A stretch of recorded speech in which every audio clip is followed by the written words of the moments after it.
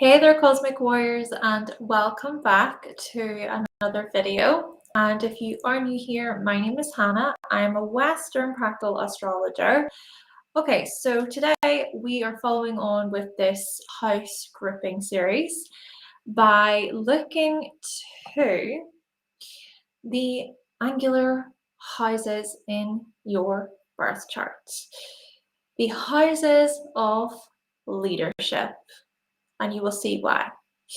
Though, before we do dive in, however, if you would like to learn more about astrology, then head on over to the Cosmic Check-In podcast.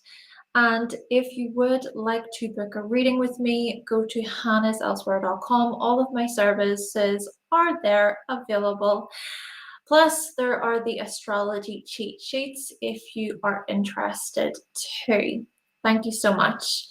Of course, also make sure to like the video if you benefit from the information and subscribe if you have not already. Now, if you would like to explore each of the houses, there is an episode dedicated to the houses on my podcast. So if you head on over there to the Cosmic Check-In podcast, you can find it on Spotify. Go to episodes 22 all the way till 33, and the houses will be explored.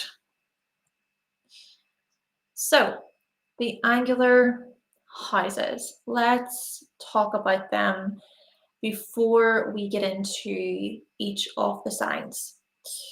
So, the first house is our first angular house. And what that house really represents is your personal identity. We think about the way that you show up within the world, your physical appearance, how you really present yourself, and also your basic mannerisms, your demeanor, how you essentially come across, how you interact with the world. It's also so much about what was reinforced onto us growing up. And so our personal identity is formed via the first house / your rising sign. So we start from this rising sign point and then we travel through the rest of the houses. And then we come to the fourth house, and this is so much about our core self, our emotional identity, the person that we feel we are inside deep down, right at our core, at our very root.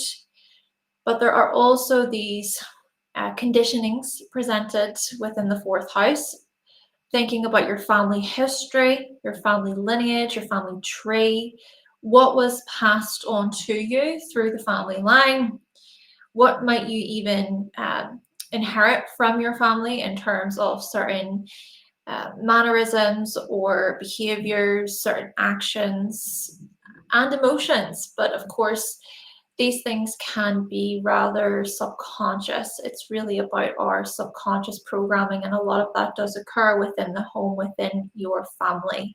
Do keep in mind that the 10th house also speaks to that, and we'll be touching on the 10th house. Yes, so the 10th house and the 4th house are part of this axis. So we have this 4th underneath, which is, like I'm trying to get at here, the core self. It's also so much about your home and belonging, your sense of belonging, what makes you feel safe, what makes you feel protected and comfortable. And then opposite that, if we go up to the 10th just for a moment, that is so much about how you show up publicly, how you present yourself more within the public sphere, what you're known for, your reputation, your credibility, these types of things. But naturally, with that being said, the 4th and the 10th equally, they play a role when it comes to your development in terms of family. So there could be those themes of how ambition was mirrored to you, how ambition and how work and how responsibility, those kinds of things, how they were mirrored, how those things were supported and shaped through that 10th house area. And then naturally with the 4th house, a lot of that speaks to how you were nurtured or not so much. We could also look at this through a lens of the lack of these things too. Right, so then we come over to the 7th house, and as you can see, it does oppose this 1st house area. And the 7th house is so much about our relationship identity. If the 1st house is you, is your body, your appearance, your personal identity, what's opposite that then is the 7th house area to do with others, the not self, but naturally there is more nuance to that because it's also a house of mirroring. It's a house of the subconscious, the shadow. So what we may find when we explore the 7th is actually qualities that may have been more so hidden or denied growing up.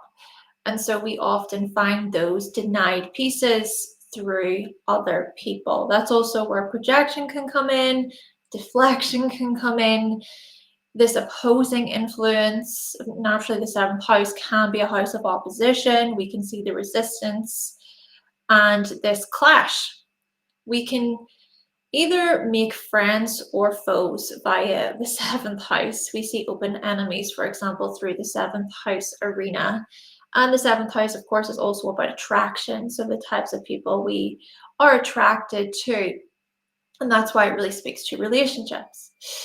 Okay, then we come to the 10th house, and I did touch on that axis slightly, the 10th with the 4th, but the 10th house is about your public identity or your public persona, your social identity, your social standing. Like I was saying earlier, it's so much about your reputation, who you become known for. The 10th house, I would say, is much more conscious, right? It's much more conscious in comparison to the 4th house because there's greater intention, I think, with the 10th house. There's more of this conscious desire to want to build, to want to do something with your life, right? It's so much even about purpose, feeling this call, like, what is it that I want to do? What is my purpose? What is my direction? All of these bigger questions come into it. Though overall, when we explore the angular houses, these houses mark the beginning, and they are connected to different parts of our identity. Right? So if we really want to think about this, these houses are so much about identity, but they're also about leadership. Because with the 1st house, this is about your personal identity and how you lead within that area. Then the 4th house is about your emotional identity, how you lead within that. And then with the relationship identity, again, it's those leadership qualities. And there is, I would also suggest, this ambitious influence that comes into this ambitious quality when we explore each of these angular houses. But because there is a beginning quality, there is an initiation process. This is also where I get this term leadership. I get this term assertion. I'm also going to add to this that when we split the houses into 4 quadrants, so if we think about houses 1, 2, 3, right? So if you can imagine that there is a circle here in the center, houses 1 to 3 are so much about your earliest identity and development. Then we get to this 4th house, right? So that's the beginning part again. So the 4th to the 6th is the refinement of your personality. Then we come to the 7th house, again, the beginning stage. Houses 1, 8, and 9, they are more about your self-exploration, how you further yourself, how you expand and grow. And then we get to the 10th house, another angular house pointing to initiation, the beginning stage. So with this final quarter, the houses 10, 11, and 12 are so much about how your contributions show up in the world. So contributions to something larger than yourself. Another couple of things to add as well is let's consider these different phases within the chart. So with houses 1, 2, 4, So if we include 1 and 4 in this, these houses are about you establishing yourself as a person. This is about the establishment of the self. And then when we come to 5 through 8, so this includes the 7th house, these houses show the self relating to others, comparing ourselves to others.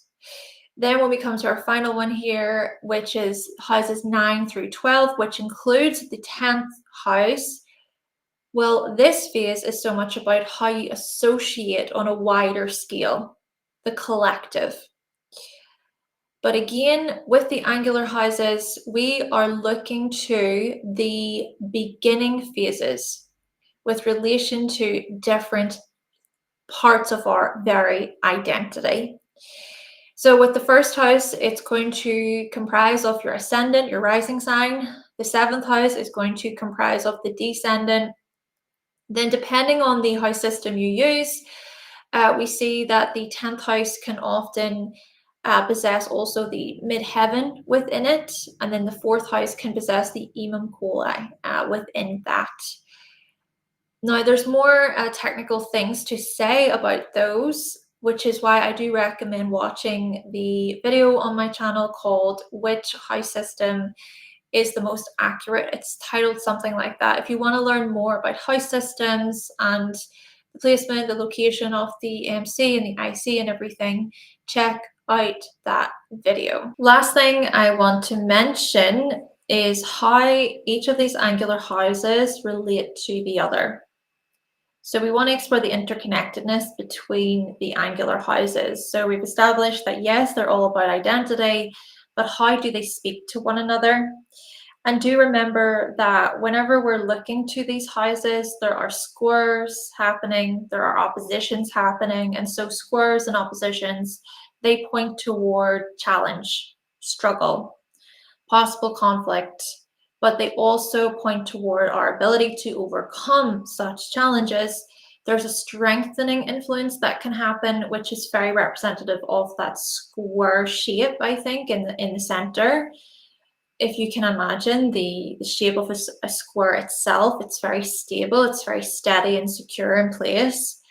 So whenever we rise to the occasion, whenever we take the call to act, to overcome, then we do see the rewards, so to speak, when it comes to these very angular houses. So let me break this down slightly. Basically, we have here the first house, and it's so much about your identity. So the identity you take on in order to fit into your environment. You will see the world through this perception of self, and you will approach new experiences based on this view. You then will enter into all of these other areas of your life, all of the other houses, the next 11 houses, through this lens. The first house is associated with first impressions and interactions, our earliest stages of development. And yes, we can also wear a mask. It can act as a mask. I know there's a lot of debate when it comes to looking at the first house as a mask, and I was once one of those people who disagreed with it, but I also see how it can show up as a mask. It can show up as even ways that we cope, defense mechanisms, things like that can come into it. Our survival, our instincts can come into that very area. Then we come to the fourth house, okay? So the family and home environment you grew up within here is so much about the fourth house, resulting in your identity, first house, your personal identity, being impacted. Yes, our family can impact our identity, and our very identity can impact and influence our family. Unconscious habits learned from family members can make you feel comfortable and safe, or not, or not. Therefore, there can be this conflict between trying new things and then clinging to how things have been in the past. So this could be where there is a challenge to do with trying to move away from certain subconscious drives and motivations that are difficult. There can also be clashes between what you want, which is very first house influence, and what your family expects of you. Yeah, that's very fourth house. Then we come to the 7th house, and we see here through the 7th the type of partner or partners you form a mutually committed relationship with, right? There is a mutual commitment tied to the 7th house. It goes beyond the 5th house of romantic relationships. So resulting in what can happen, it can result in our identity, our sense of self, you, being challenged, your 1st house. Our learned emotional and unconscious habits are also challenged, very 4th house, right? Conflicts can also arise if either party refuses to accept the other, or if they bring any unhealthy habitual patterns into the relationship. So we want to think about here those family dynamics, right? The subconscious family programming that can come into our relationships and we might not realize it. What comes to my mind, for instance, is a partner saying, "You're just like your mother, you're just like your father," and you're standing there thinking, "I'm nothing like them. You haven't a clue, I'm nothing like them." But hey, maybe they're seeing something in you that you are not seeing. You know what I mean? Such challenges also can assist with growth and stronger relationships, right? So, do we make a friend or a foe? That is the question. That's what I was trying to say earlier. The 7th house is so much about that. All right, finally, then we come to the 10th house, and the kind of career or purpose you seek is really shown here. So, what you decide to pursue in your life is shown here. Naturally, this decision can impact our relationships, the 7th house, family, the 4th house, and your very sense of self, your identity, the 1st house. So, the question here arises, do you trade in your sense of self for your reputation? We go back to the 1st house, we think about that. Do you focus more on your public life than your private life and your family? 4th house, those types of questions come up. Do you spend most of your time on the job, possibly leading to an unfulfilled relationship or unfulfilled partners who may feel underappreciated? Very 7th house. And so the question arises when we explore the angular houses here is, how can you view these parts of your identity holistically? Holistically. Yeah, this does depend on your personal chart. Remember that you could have planets in each of those houses. And so there could be this conflicting influence that often happens in your life. Maybe you have strong opposing energies between the 1st and the 7th in your chart. I've seen that in people's charts. Maybe you have a strong opposing energy between the 4th and the 10th. It really does depend on what your chart says.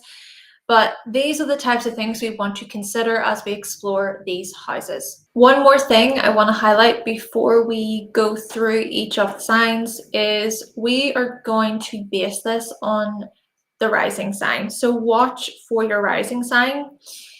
We're going to be focusing on using the whole sign system for the purpose of making this video and the next number of videos much easier. If you want to look to different house systems, then look into that for yourself. You'll have to figure that out for yourself. But we are going to focus on whole sign today. Even just ask me questions. If you have any question you want to ask, you can always comment below, or you can reach out to ask for a reading. You can email me at hannahselsewhere@outlook.com. Thank you. With all that being said, let's explore the signs. Yes, let me just get this ready for you. Thank you. First up, we have Aries Risings. Aries Risings. Notice here that you have Aries in the 1st, Libra in the 7th, Cancer in the 4th, and then Capricorn in the 10th. So we're going to break this down. Let's strip this back and think about this Mars influence tied to your sign, Aries Risings. So when we consider you establishing a sense of self, your personal identity, this is where we see your go-getter influence. We see your ability to jump into new projects, to be pretty innovative, pioneering, to be rather daring and bold in your presentation. We also see these themes to do with your very impatience and just even how dynamic you can be as people, how you want to lead. You can come across as big leaders essentially, and this is the type of identity that you learn to take on. Then we see opposite that there is the Libra influence. So when we think about your relationship identity, this is so much about how you can come across as diplomatic, reasonable, as quite tactful, and at the same time being attracted to partners, spouses, committed relationships where in which these kinds of themes they play out. You learn a lot actually through your relationships, how to be more mindful and thoughtful of other people, how to think before you jump into action. But then we can also we can experience this as you trying to be the mediator as well within relationships. Maybe you at times not recognizing how you can try to keep everything together. And then that within itself can be a lot. That can be a lot to manage and deal with. But then we also see your ability to stand for justice and fairness and doing the right thing in your view.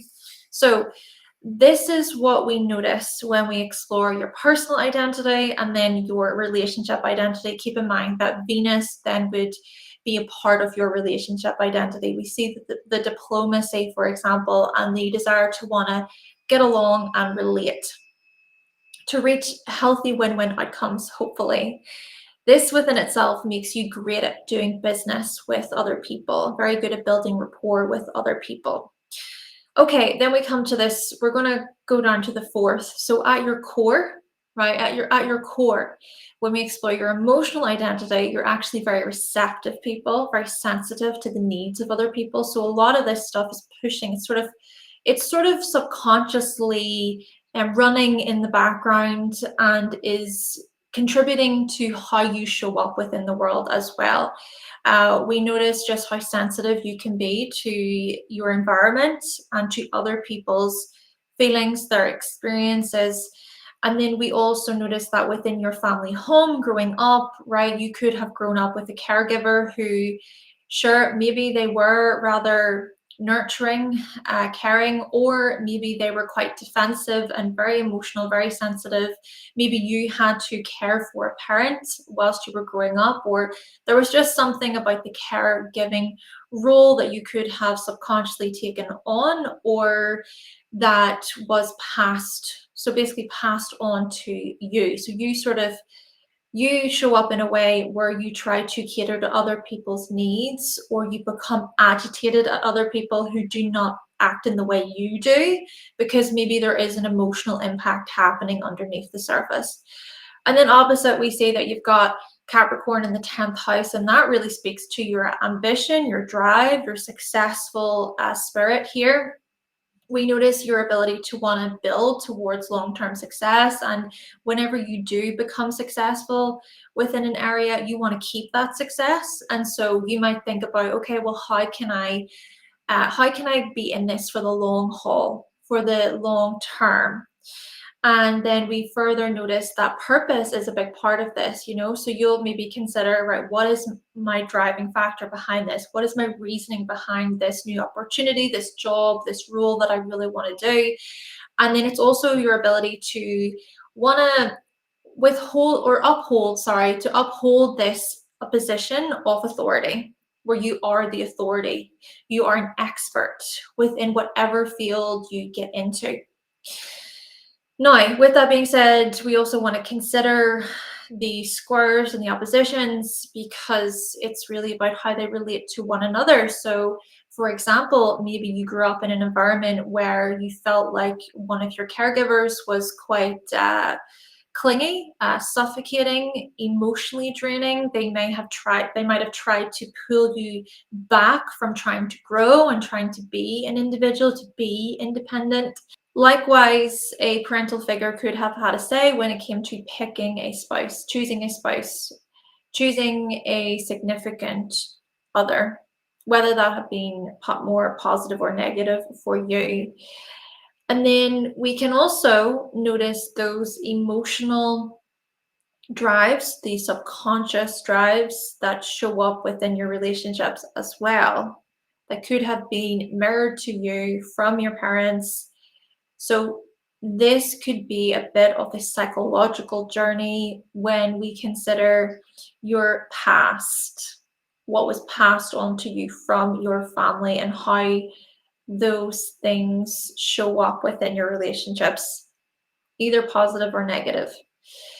Then another thing to mention is with the score between Libra to Capricorn, possibly you deciding to marry, and then the marriage partner is what really impacts your career choices, how you establish yourself within the world. I imagine this, for example, as you having those more serious conversations about the future. But then likewise, if this is more challenging for you, this could show up as a spouse or a significant other trying to dictate to you what you should and should not do professionally. So there could be some challenges basically present there. Thank you so much, Aries Risings. And now we are going to explore Cancer Risings. All right, Cancer Risings. Let's think about you. What we see for you is with the moon influence, of course, ruling your chart, this moon influence tied to your sign. We see your identity, your personal identity, being strongly shaped by your emotions, by your family, your upbringing, how much your family play a role in shaping your identity. Whether this be in a negative way or a more positive way, in a more conscious way versus a more subconscious way. Of course, it does depend on your chart. But we notice, for example, the involvement of family. We see that you may be very family oriented people, or it's that you decide throughout your life to put your own needs first away from family, depending on your personal experiences with them. We also notice your traditions. So the traditions that you either keep up with through the family line or that you create for yourself with your own family. Naturally, there could also be plenty of you Cancer Risings out there who do not have any children, for instance. But we could also argue that even your pets are a part of your family, your spouse, your partner, your significant other is a part of your family, your friends you meet could be a part of your family. Just we see these themes to do with family and also protecting your identity, protecting your autonomy. Yeah, protecting yourself. And this is also where we can notice how reserved you may be, especially when you first interact with other people. And then it's whenever you feel safe that you start to open up a lot more. Right, then we come across to the 7th house arena, and with your relationship identity being there, Capricorn rules it. The Saturn influence rules it. So what this indicates is that you are someone who shows up within your relationships in very responsible ways. When there is a task to be done, when there is a duty, you will step up. You may find that it's important to you, it's really important to you to follow self-respect, to align yourself with your integrity, and to choose partners, significant others, where in which you can build, right? You can build together. And you may also find that you attract partners, spouses who are security orientated, just like you are, especially physically security orientated. So they may be really ambitious people, or they may value purpose and responsibility. And then it's also through your relationships that you learn a great deal about dedication and commitment. Commitment is a big key word when we consider the building blocks of your relationships here, Cancer Risings. naturally do consider the entire chart. Things could show up differently. I mean, there is that generation who have Uranus or Neptune in the seventh, and things can certainly change. And then we also, of course, we just passed with Pluto being in Capricorn for a long time. You get what I mean. You want to think about the bigger picture. Though, let's think about the fourth house. So the fourth house is the core identity. It's your emotional identity. So with the fourth house being comprised of Libra, this is where we see how your subconscious programming is so much about balance, harmony, keeping things pretty level and fair and just. So we noticed that these themes could have been really, really present within your family home. So whenever you were growing up, you might have grown up with parental figures who were all about fairness and justice, reaching a compromise, healthy win-win outcomes, or it's that one of your caregivers could have been like this in particular. Now, depending on the chart, of course, we also want to think about this through either a negative or more positive lens, but depending on your chart, this could have been pretty overwhelming for you to see, because also we could have seen for you the passive aggressiveness, the avoidance of conflict, not talking about things, hiding certain truths from other people as well. And also possibly you could have grown up in an environment where there was a separation, there was a divorce, there was a significant splitting between your parental figures, between your caregivers. This could have also played out between amongst family members, the separation of family members, the injustices to do with family members. And then what we also look to when we explore Aries in the 10th house, well, with Aries in the 10th, a big part of your life path, a big part of what you are striving for in this life, when we consider your social identity, your public identity, is to be an individual, is to be independent, is to be a leader where you can lead yourself, where you can make your own decisions, you can stand by your own autonomy, defend your own autonomy, especially if it was that you grew up in a home where maybe there was a divorce or a separation and it really did impact you as a child. Or especially if it was that you grew up in a home where it kind of felt like people weren't really direct with one another, they were quite passive and you can sense that. And so you may think to yourself, no, I can't deal with that. I need to go and forge my own path. I need to think about what is the best way forward for me, right? Aries is about the self, but Aries is also about honor. Aries is also about virtue. So there could be themes here to do with honoring your family, standing by your family. Maybe that could be a big part of your own life's mission. If it is that you have a family and you care for them deeply and you want to do them proud, right? There could be that sense of virtue that comes in, right? Let's then think about how the squares speak to one another. So with the moon square Venus stuff, yes, this is where we notice the conflict avoidance, we notice the passive aggressive tendencies, things of that nature. And then you may be feeling a bit like you can't really speak, or you couldn't speak up within your family home. You couldn't really defend your position, or maybe times whenever you kept your emotions to yourself because you didn't want to upset other people, you didn't want to upset your parents, you didn't want to add to any problems or disputes, things like that.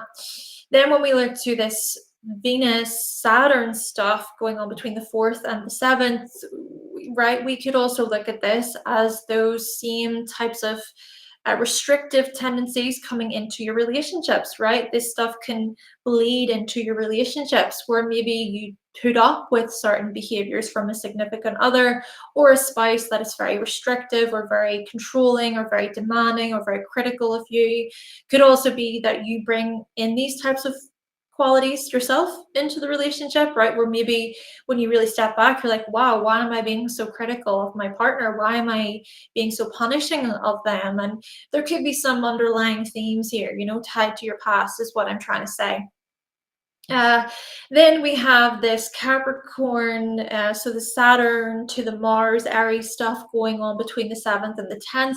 And then this is possibly where we notice the challenge to do with your own personal goals, your long-term goals, what you're trying to strive for as an independent person, because maybe you do feel like, oh, I've got all these other responsibilities, all these other commitments to the ones that I love, and all these other things that I have to show up for. And so for you, I think here, Cancer Risings, this is a balancing act. It really is. It's a balancing act between how you can show up as that, could be as a family person, it could be as a responsible figure, it could be as this committed partner. So how you can show up and be there versus at the same time, how you can have something of your own, how you can grow something that speaks to your own talent, right? Your sense of self. It speaks to your personal identity. Thank you so much, Cancer Risings. And now we are going to move on to Libra Risings. Libra Risings. So whenever we explore you, we notice this Venus influence in the first house. So when we consider your personal identity, this is about relatability, how you relate to others, how you connect, but also how you compare. There's a kind of comparison that happens here. You might, for example, weigh yourself out against another person in terms of, okay, well, this is how we do relate, but in this way, not so much. Okay. And this is also where you might weigh out the pros and cons with respect to relationships. You may consider, is this relationship worth it? How do we connect on this level, and how do we differ?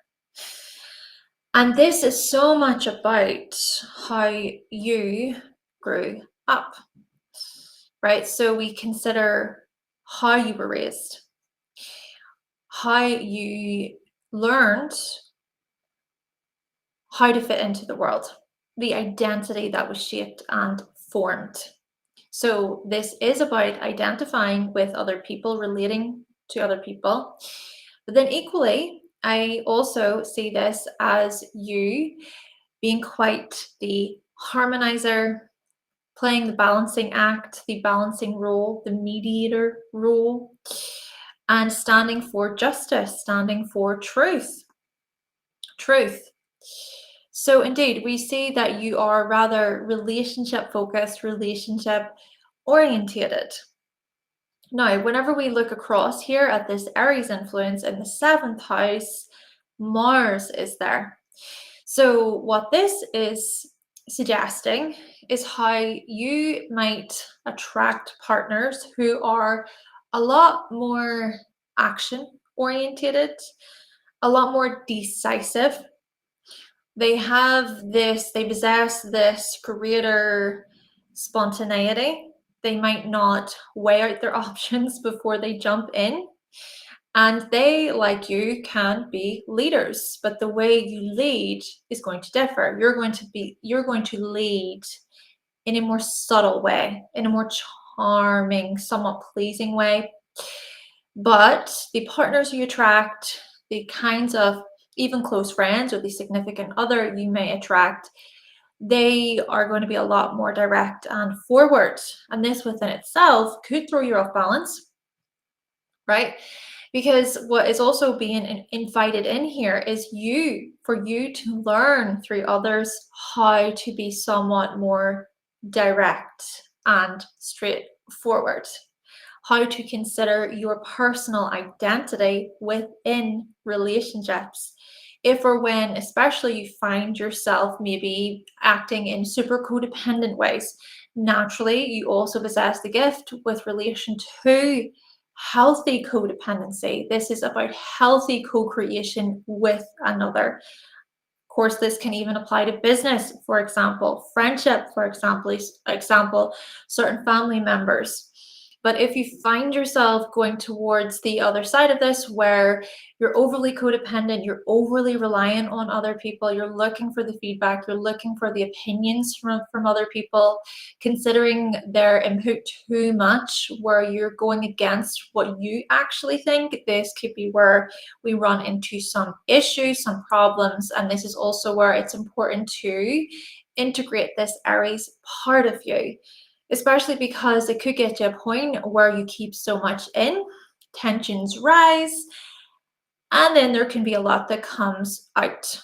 Destructive tendencies here. Aggression. And yes, there is healthy aggression, but I mean this in terms of unhealthy aggression. Right, let's think about the core. So this core part of you. Capricorn is in the 4th, the Saturn influence. So at your core, you're very responsible. At your core, you're someone who tries to keep everything together, trying to keep all the family stuff together, trying to please your family, committing to certain family traditions and ways of being. We also see possibly a strong connection with the father figure, or more of a limiting connection. So that connection could be more about integrity, responsibility, learning a lot from your father, or we can also look at it through a lens of that lack of connection. It does depend on your chart, remember that. So we want to consider that in terms of, is this more in a positive or negative way, in more of a beneficial way or a challenging way? Then another thing to add to this with Saturn, the Saturn influence in the 4th, is that you're someone who might choose to keep certain emotions to yourself. You could also be quite practical in terms of your emotional state. Instead of maybe getting into the emotional stuff, you prefer to either keep it moving or to do something about them, to think about their usefulness. But then we can also look at this through a lens of you overcoming significant setbacks, delays, and challenges throughout your life with respect to family, emotions, emotional connection, safety, security. Maybe you discovering that you actually benefit more from being outside of your family home because of any restrictive or controlling behaviors or tendencies from a certain parental figure. That is an example. Or it could be about you choosing to be the authority within the home you set up, within the family you set up. So there is that. And again, I'm thinking there could be maybe some challenges to do with a parental figure, some limiting challenges there. Now, Cancer is in the 10th. So interestingly, with Cancer in the 10th, a big part of your life path is to do with safety, security, possibly setting up a home that's loving and affectionate, feeling just this sense of calm and like you're secure within yourself. There's a nurturing influence to Cancer. So this could be about nurturing your profession, nurturing your purpose, your career, showing opposite caring individual. Plus, because Cancer does rule the mother, tied in with the mother, like we were saying earlier, the 4th and the 10th can speak to parents in general. But because of this, maybe a mother influence played a strong role in shaping your career path or your purpose, whether that be, again, more positively or negatively or in a challenging spot, or whether that be consciously or subconsciously. Could also be this thing of you really committing yourself, devoting yourself to a path and clinging on to that because you think this is for your survival. This is for your safety, your inner security. Right, then let's consider the squares. So there's the Venus square Saturn stuff going on, and this could be where we notice the restrictive tendencies between you and a father influence, or between you and a mother influence who behaved more like a father influence. That's a possibility. We also possibly see the challenging relationship between your parental figures, and you noticing that, you noticing the injustice. We noticing here the difficulty between your parents, and you seeing how things were not fair, how things were not right in your view. Though another way to look at this is that maybe you were raised by your father, and then that within itself could have came with its own challenges, its own setbacks. So there is that. Now, then when we explore Saturn square Mars, right? So there's the Mars influence in the 7th, the Saturn influence with the 4th. We then also see the restrictions to do with relationships. I imagine here your parents really playing a strong role in the types of relationships you chose, or they can play a role within the relationships you choose. Or it could simply be that you live more of this traditional lifestyle, right? Where it's more of a harmonious experience, if you will, where you find that, okay, yeah, my parents expect X, Y, and Z of me, so I'm going to follow that path. So again, it does depend on your chart, but there could be something about how your parents shape, so how they shape your relationships and the actions that you take within relationships. Maybe on a more psychological level, this could be repressed anger coming out through your significant other within your relationships. So you could enter into relationships that are more committed, and then you may find that you're extra impatient. You feel this tension, you feel this inner frustration. Maybe that speaks to your upbringing. Maybe that speaks to how you were raised. So any challenges there, they could play out. There could be the reenactment through your relationships. Then, of course, we come to this Aries square Cancer influence, so the 7th to the 10th with Mars and the Moon involved. And what this could speak to is impatience, defensiveness, or frustrations, becoming easily upset with relation to your partners versus your career path.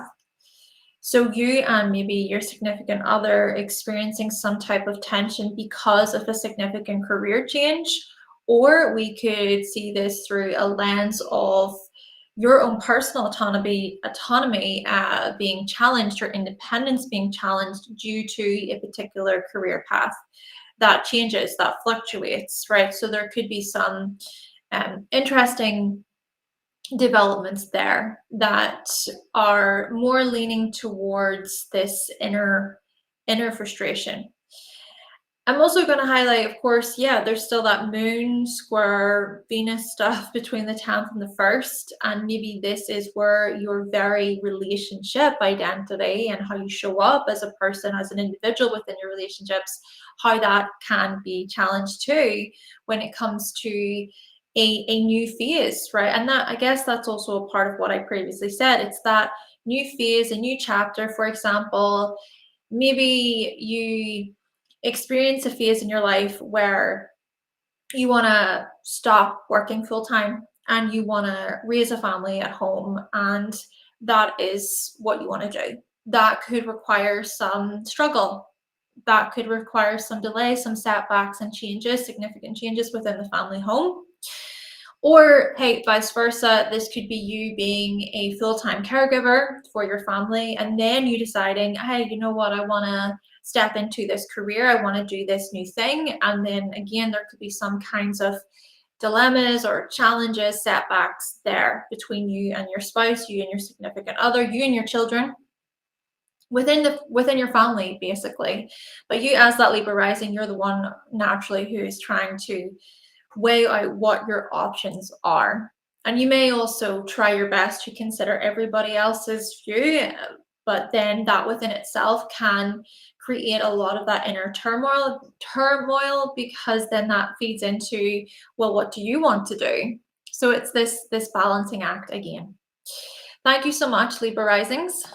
And now we are going to move on to Capricorn Risings. All right, Capricorn Risings, let's discuss these angular houses for you. So you've got Saturn on this first house area there. And what this can suggest about your personal identity is that you are so used to being self-sufficient, self-reliant. If there's someone who can get the job done and get it done well, it is you. Often we find you trying to take control of a situation, right? Even if there's a new experience, a new matter that comes up, you might be used to automatically being in control because that is what was reinforced, right? That is how you were perhaps raised in many respects, to take the lead, to be the authority, to manage, right? To manage the situation. We see major themes of holding yourself accountable for your actions, of being very responsible, being very committed, being a very dedicated, determined person. You can persevere through the difficult stuff. You can overcome delays and challenges in your life. You know more than most what it means to experience significant setbacks in your life. And you know what they are. You know what your hardships are. You know what you've been through. You know how to overcome adversity. So it's these types of themes that we're working with here when we consider your very personal identity. Then we come to this Cancer influence in the seventh, opposite. So there's the moon, which is kind of opposing Saturn. And so within your relationships, the relationship identity says, okay, I need to feel safe. I need to feel safe. I need to feel protected here.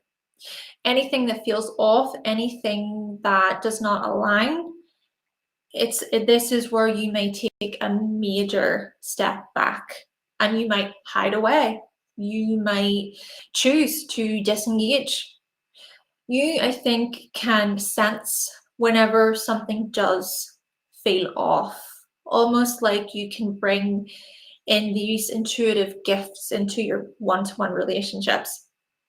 And the thing about it too is that you might attract spouses, partners, significant others who present as quite protective themselves, or who can show up as quite caring or as quite nurturing. You might attract very nurturing individuals into your life, even as friends, as close family members who you do get along with. Maybe that is what you are essentially seeking. Now, with that being said, there can also be the clashes here. We can see misunderstandings, we can see disagreements, we can even see, with the Cancer influence in the seventh, the clinging or the suffocating energy, or it's too much, right? It's this smothering influence, or times whenever you are triggered, you're really emotionally triggered by how other people show up, and you really have to reevaluate that very relationship. Also, you perhaps attracting partners who are family orientated, but not necessarily saying that they can raise a family, that they're equipped to raise a family. They may be family orientated. You may feel like, yeah, let's raise a family together, let's have a family, but maybe they still do not match up.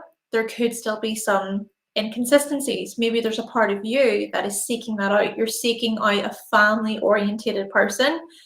Of course, not every Capricorn rising is going to feel this way. We want to think about the whole chart. I'm even thinking about the generation who has Neptune, Uranus, and Capricorn in the first, and maybe not so much, right? So yeah, look to your chart. Okay, let's think about Aries. So Aries is at the core here, this Mars influence. What does this suggest? This suggests that you come from a family background in which independence was nurtured and at the same time restricted, right? So you possibly feeling like there was a contradiction. There could have been this contradictory energy. Maybe in one way you were being told that, hey, yes, it's about you deciding for yourself, making your own choices, But then in another way, you felt like you were being controlled or told what to do. And then that could have even created a lot of inner tension, inner frustration. I'm especially seeing this through the lens of Mars squares. Mars square Saturn, with Saturn in the first, Mars in the fourth. Now, another way to even think about this is that you could have been raised in a home where a certain parental figure was very aggressive, possibly violent. A parental figure who might have struggled with their own impulses, their lack of impulse control, their lack of self-regulating. Maybe even you weren't really taught how to soothe yourself, right? How to regulate your nervous system, how to regulate your emotions in a healthy way. And maybe that's also partly tied into this Mars square moon stuff with the 7th and the 4th, where what can happen within your relationships is you may be trying to seek out partners who in your subconscious, and this is subconscious, right? In your subconscious view, you're kind of looking for them to help regulate you. Or it's that you enter into relationships with this attitude of, it's not my responsibility to manage your emotions. It's not my responsibility to do that. You have to do that. So these kinds of things could be going on. And at the same time, it's still a question of how you can self-soothe yourself, how you can support yourself. But then it could also feed into this hyper independence where you don't need anyone, you don't need anybody's help, you push people away. All the defenses come up, all the walls come up, and that could even be tied to that parental figure who was violent or who attacked you or who always just had something to say. They were never happy. They were never satisfied. Maybe you grew up with a parental figure who was very competitive. They tried to compete with you all the time, or they put so many expectations on you, and you kind of thought, oh my goodness, this is insufferable. How on earth am I supposed to deal with that? Maybe even for some of you, you had to set healthy boundaries between you and certain parental figures, like, no, we're not doing this. You can't call at this time. I'm not coming over to celebrate the holidays with you. These types of things could have been going on. And then I'm also thinking about anger. Okay, I'm thinking about one, the lack of control to do with anger, healthy aggression, healthy anger, the lack of it. And then also your own view with relation to your anger. Maybe you know what your limits are, how people can push your buttons, and you have these strong principles possibly tied to your anger in terms of, right, okay, this is my limit, and if you push me past this limit, you're going to know about it. Okay, then we have Libra in the 10th. So this Libra influence in the 10th speaks to how your life path, your trajectory is so much about being diplomatic, being fair, being honest, being truthful, holding yourself to a high regard, to higher standards, being relationship orientated, being mindful of others, thoughtful of others. But remember, I'm also going to say this about the 10th house. This isn't something that we learn overnight. Okay, this is something I think it's a lifelong mission. It's really tied to our purpose and our later years, our later stages with the 10th house. So you truly grow to become an individual who is able to see the imbalances, the injustices, the inconsistencies. You can weigh your options more and then reconsider what you want to do moving forward, what your steps are, what your personal next steps should be, depending on the situation that is presented to you at the time.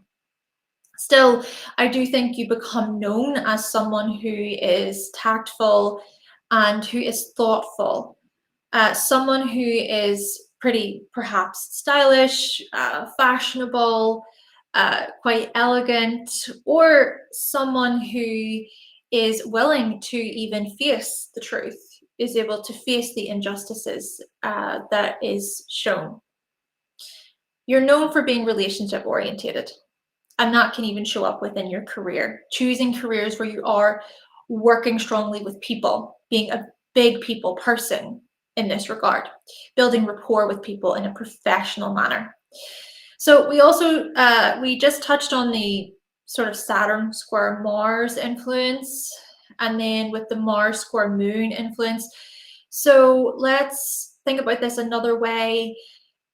Maybe we could see this through a lens of the restrictive tendencies between you and a father figure, in particular, right?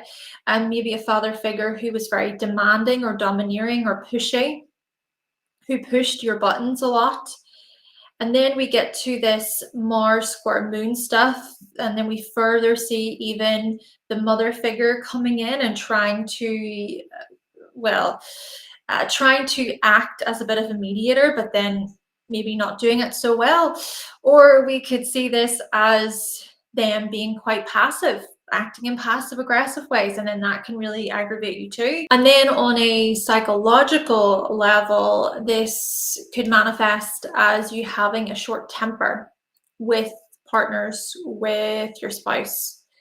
You maybe subconsciously bringing any inner tensions or frustrations into your relationships, and then that could be where it's healthy to address your emotional reactions, your emotional triggers, what you're sensitive about within your relationships, what you need in order to feel safe and secure within them too.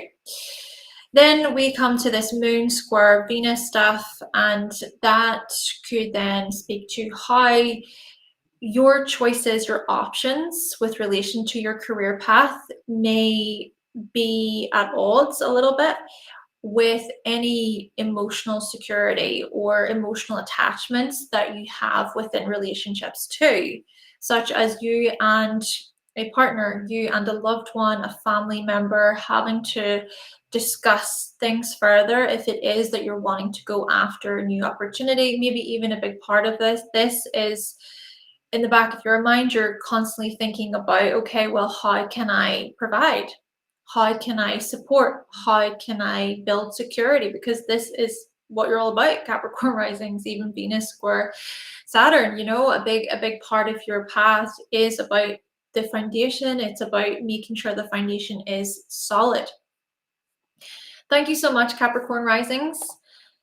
Now we're going to explore Taurus Rising. Taurus Risings, another earth sign following on from Capricorn Risings. Well, Taurus Risings, you have this Venus influence naturally in your first house, and for you, a big part of your personal identity is tied to your stability, your security, doing so in calming ways. This is about slow and steady wins the race. Not putting too much pressure on yourself. Making sure that you take some time to relax, to enjoy. You feeling within your very body whenever anything feels off. And also you being very, very gifted at providing for yourself. You making it a big goal, a big intention of yours to make sure that you have enough resources, enough materials, enough money. At the same time, there can be periods in life when these kinds of things are challenged. For example, I think about Uranus transiting your first house over these past 7 years or so. So there, of course, there can be challenges that we all experience financially, security-wise, etc. Now, another thing to add is we've got Scorpio. We've got Scorpio in the 7th, and your relationships, they certainly transform you, Taurus risings. They challenge you, they push you beyond your limits, they push you beyond what you often expect of yourself. And whenever you take the call, whenever you rise to the occasion, you may find that, well, great things can happen for you. At the same time, This is not black and white because this can be very complex. For example, I think about power dynamics, power imbalances at play that can happen. I think about psychological themes, psychological blockages, repressed emotions, fear that could come into this, possibly projection from your significant other, coming from their own fears, their own insecurities. And we also see this push and pull, this me versus you stuff that can be quite stubborn and quite fixed, particularly from an emotional place and a physical place. And yet, it is also through your relationships that you are reborn. So even if you experience a really challenging relationship throughout your life, there's still a rebirth of some kind. You almost learn through your relationships anyway what you do want versus what you don't want. And then naturally, it is also through possibly a devoted, committed, intimate relationship, an intimate bond that is established, that you also are reborn, that you learn so much. And it is also through your relationships that you're reminded of your own resilience. You're reminded to move. You're reminded to go beyond the familiar. I think that's the thing with having Taurus on the rising as well. Maybe you can get stuck in certain situations that are not actually good for you. They're not actually healthy for you. So there's something here about outgrowing particular experiences or parts of yourself, right? And that is brought in, that is ushered in through your one-to-one relationships. And then at the same time, you're reminded of your own resilience. Yes, yes. This stuff is also, it's deeply layered. Let me put it that way. It's not black and white. It's not smooth sailing. It's very complex. It's very complicated. And it does require patience. And hey, Taurus risings are known, you're known for your patience. Right, let's think about at your core, right? You've got Leo here in the fourth, you've got the sun influence.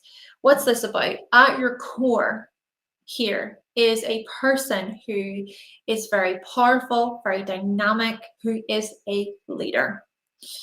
You are someone who comes to know yourself, knowing your emotions, knowing your feelings, hopefully coming to terms with what your limitations are, but also what your strengths are, what your gifts are, what your challenges are, knowing yourself. It's that saying of know thyself.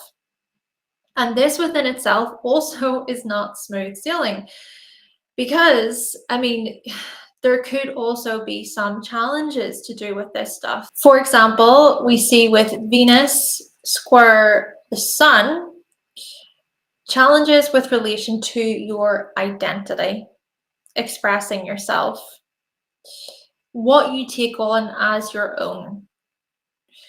Possibly you being brought up in a family situation where in which a certain parental figure made everything about themselves. That is a possibility.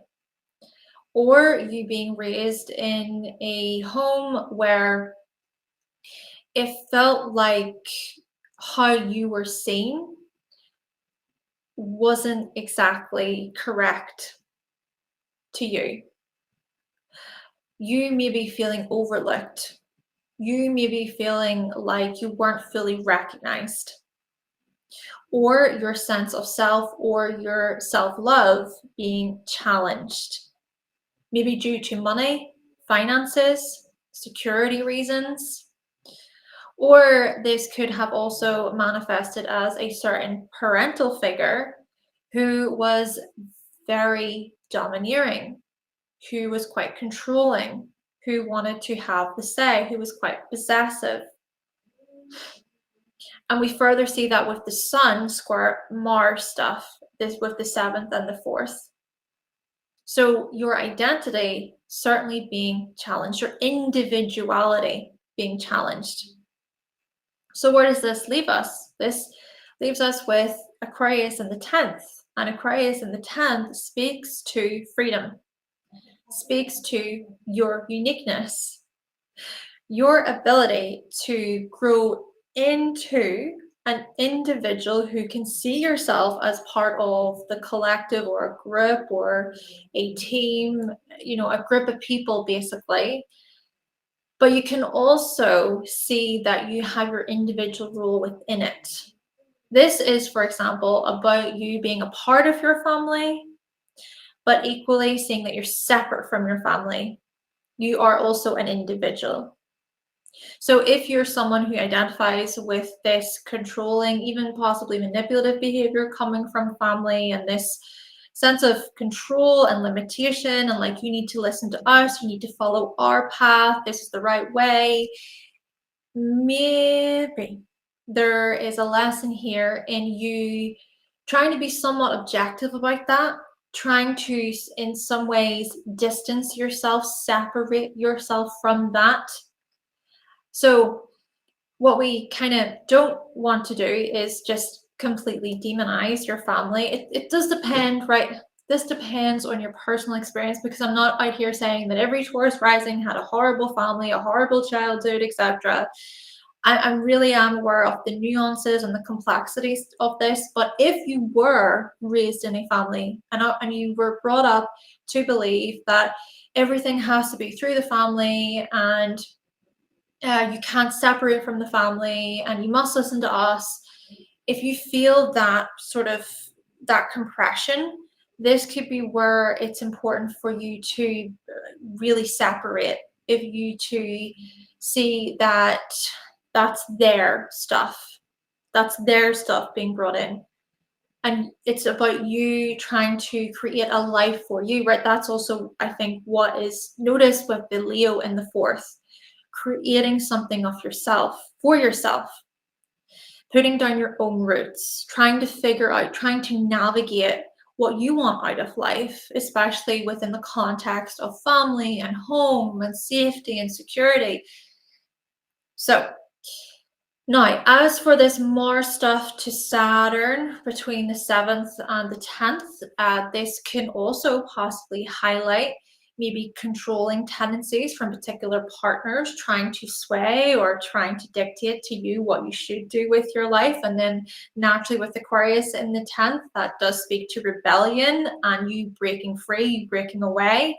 But then, you know what, equally, like I'm also trying to get at here with the squares, there's still the ability to strengthen. So finding someone maybe throughout your life who you do align with in terms of healthy connection, healthy emotional bonds, healthy give and take, where your first house, Taurus rising, where your identity, your personal identity is valued, is loved, is appreciated.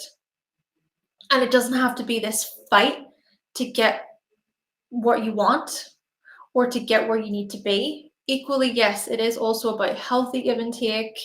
Like I'm trying to get at here, there are nuances to this, and you have to consider your personal chart and how you really connect with this very energy. The last thing I'm going to say, though, Taurus risings, is with the Saturn square Venus stuff between the 10th and the 1st. Maybe this is where we see possible changes within your career, within your profession, that does reshape or change your identity, changes your security, changes your resources, your money, so on and so forth, which is quite interesting to think about how Pluto now has came into the 10th for you and is creating that square to the first house. So that's pretty eye-opening for you, and could highlight a time period of significant change within your career. Obviously, we want to consider the transits and other planetary alignments that occur between Pluto and those other planets involved. But that's what I'm going to say for now. Thank you so much, Taurus risings. And now we're going to explore Leo risings. So, Leo risings. Well, you have the sun influence in the first house. So when we consider your personal identity, yeah, you're so much about your self-expression. You're so much about authenticity. And you can show up in the world as being pretty entertaining, somewhat performative, And I say that in more of a beneficial, positive way. But you can also show up as a leader, as pretty regal, as quite dignified. You know, you're the types of people who walk with your head held high, even during times when life is tough. You hold yourself to a higher standard and you try not to let the haters, so to speak, get you down. You're someone who can exude confidence in this way. At the same time, this is also something that has had to be learned because we further notice that you can experience or you have experienced challenges with relation to your confidence, with relation to being able to walk in this prideful way where you're proud of yourself, where you don't let the opinions of others get to you so much. I imagine the amount of inner work you have done over the years. Of course, that even speaks to the Scorpio stuff in the fourth house. But before we get to Scorpio in the fourth, let's explore Aquarius in the seventh. So, when it comes to your one to one relationships, my goodness, they can start so out of the blue. Yeah, your relationships can happen so suddenly, so abruptly. Like, it's almost like a relationship can happen so suddenly, and then also they can end so suddenly too, almost as if you do not see them coming. And also, I'm going to say that within relationships, we further see your morals, your principles, your code of ethics play out. So maybe for you, it's important that your significant other, that a partner, even a close friend or relative, that they are somewhat like-minded to you. Okay, it's not to say that they have to agree with every single thing that you agree with, but it's more so that you can connect intellectually or that you align when it comes to the collective, when it comes to society. You also learn through your relationships that there is so much difference in the world, so much nuance to things. Relationships within themselves maybe can be very complex, and you may know that. Then also, freedom is valued, freedom is protected, it is preferred.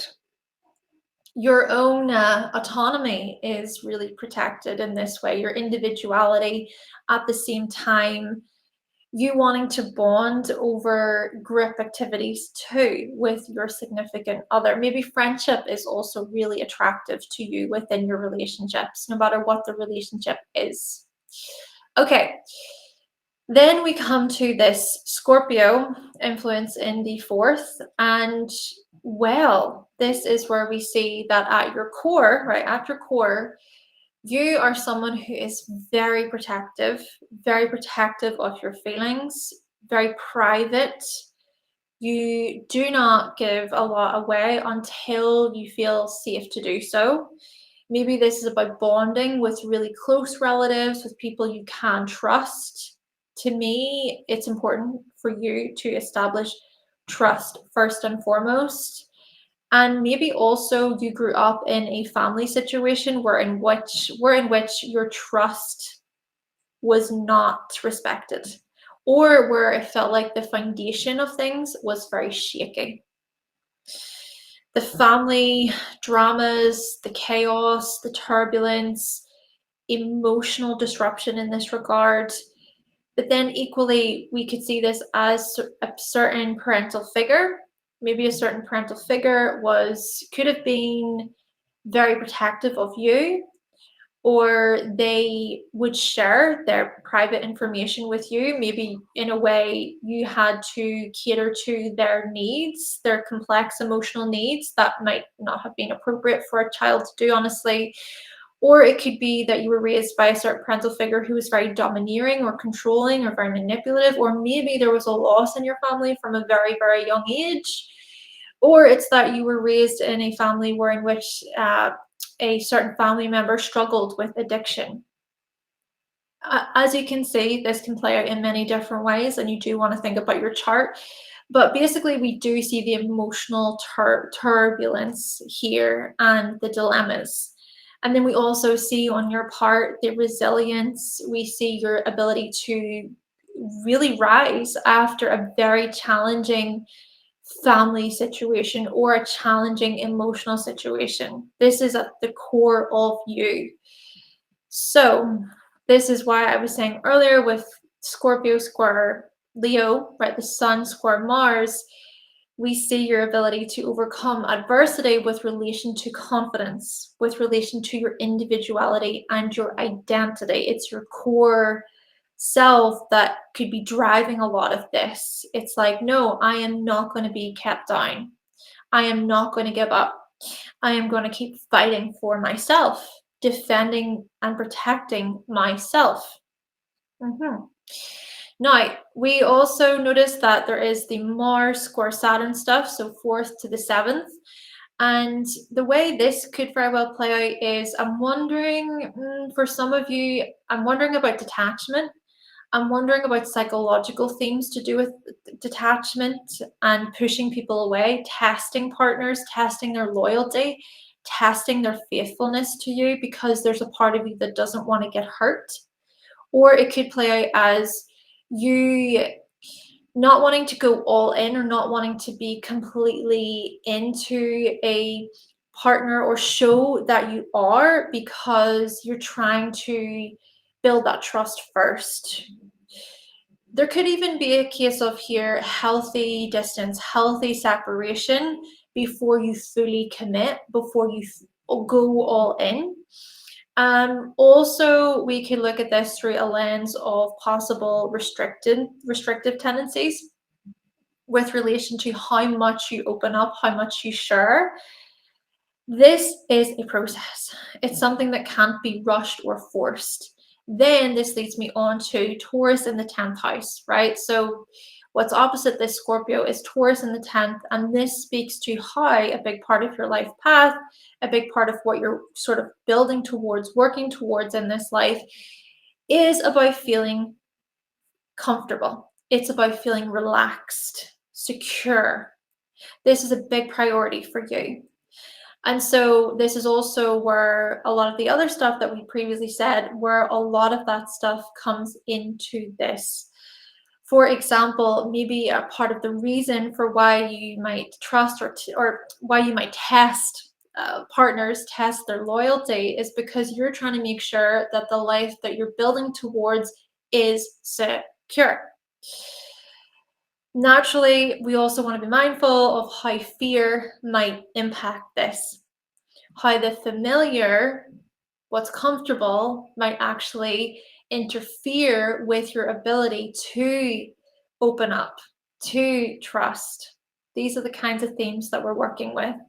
Maybe you're someone who has worked on a lot of this. Maybe you're at a stage in your life where you feel like, yeah, you know what, things are a lot more calmer in my life and I've came such a long way. I've had to protect, I've had to fend for myself. I mean, with Taurus on the 10th house here too, you can become known as such a determined person, as so hardworking, highly dedicated. You refuse to take no for an answer when it comes to the type of life that you are trying to create, and that involves money, that involves resources, that really involves your security. Thank you so much, Leo Risings. And now we're going to move on to Scorpio Risings. All right, so Scorpio Risings, let's talk about you. When we explore your personal identity, we notice just how powerful you can be as people, how resilient you can be, your ability to overcome some of life's most challenging chapters, your ability to rise from the ashes of defeat.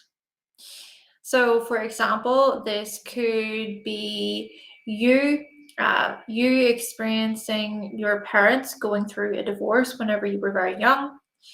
This could also be a significant loss in your family that happened when you were young. Or this could be the loss of resources, the loss of your home or security growing up. Could even be a case of something more tragic than that outside of the family home that could have impacted you and your family. But whatever way we look at this, we do see themes of loss, themes of death, but we also see themes of transition, transformation, renewal, and resilience. And then for such reasons, I'm thinking about self-preservation. I'm thinking about protection on your part, you protecting yourself, protecting your identity. Then at the same time, we see that Taurus is in the seventh house. So when we explore your relationship identity, this is about you feeling stable and secure within your relationships. I think this is what you're seeking. You're seeking something that is comfortable, supportive, relaxing, soothing, where in which your nervous system is regulated, it's calmer. You can even regulate your own emotions a lot better in this regard as well.